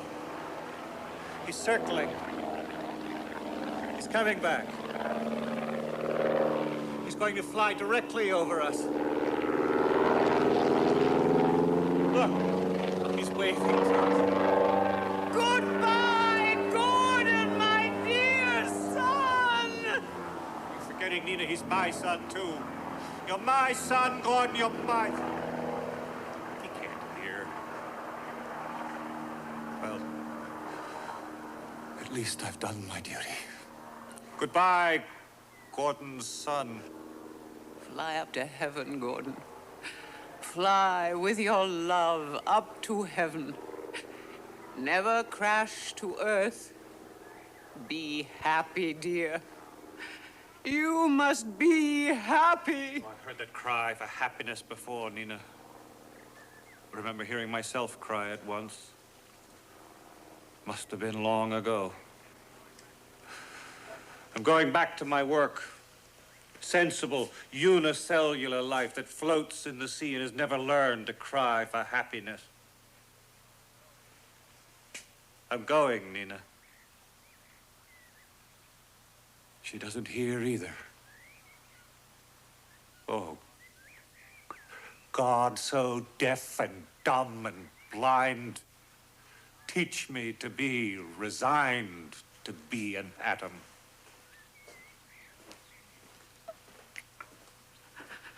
Gone.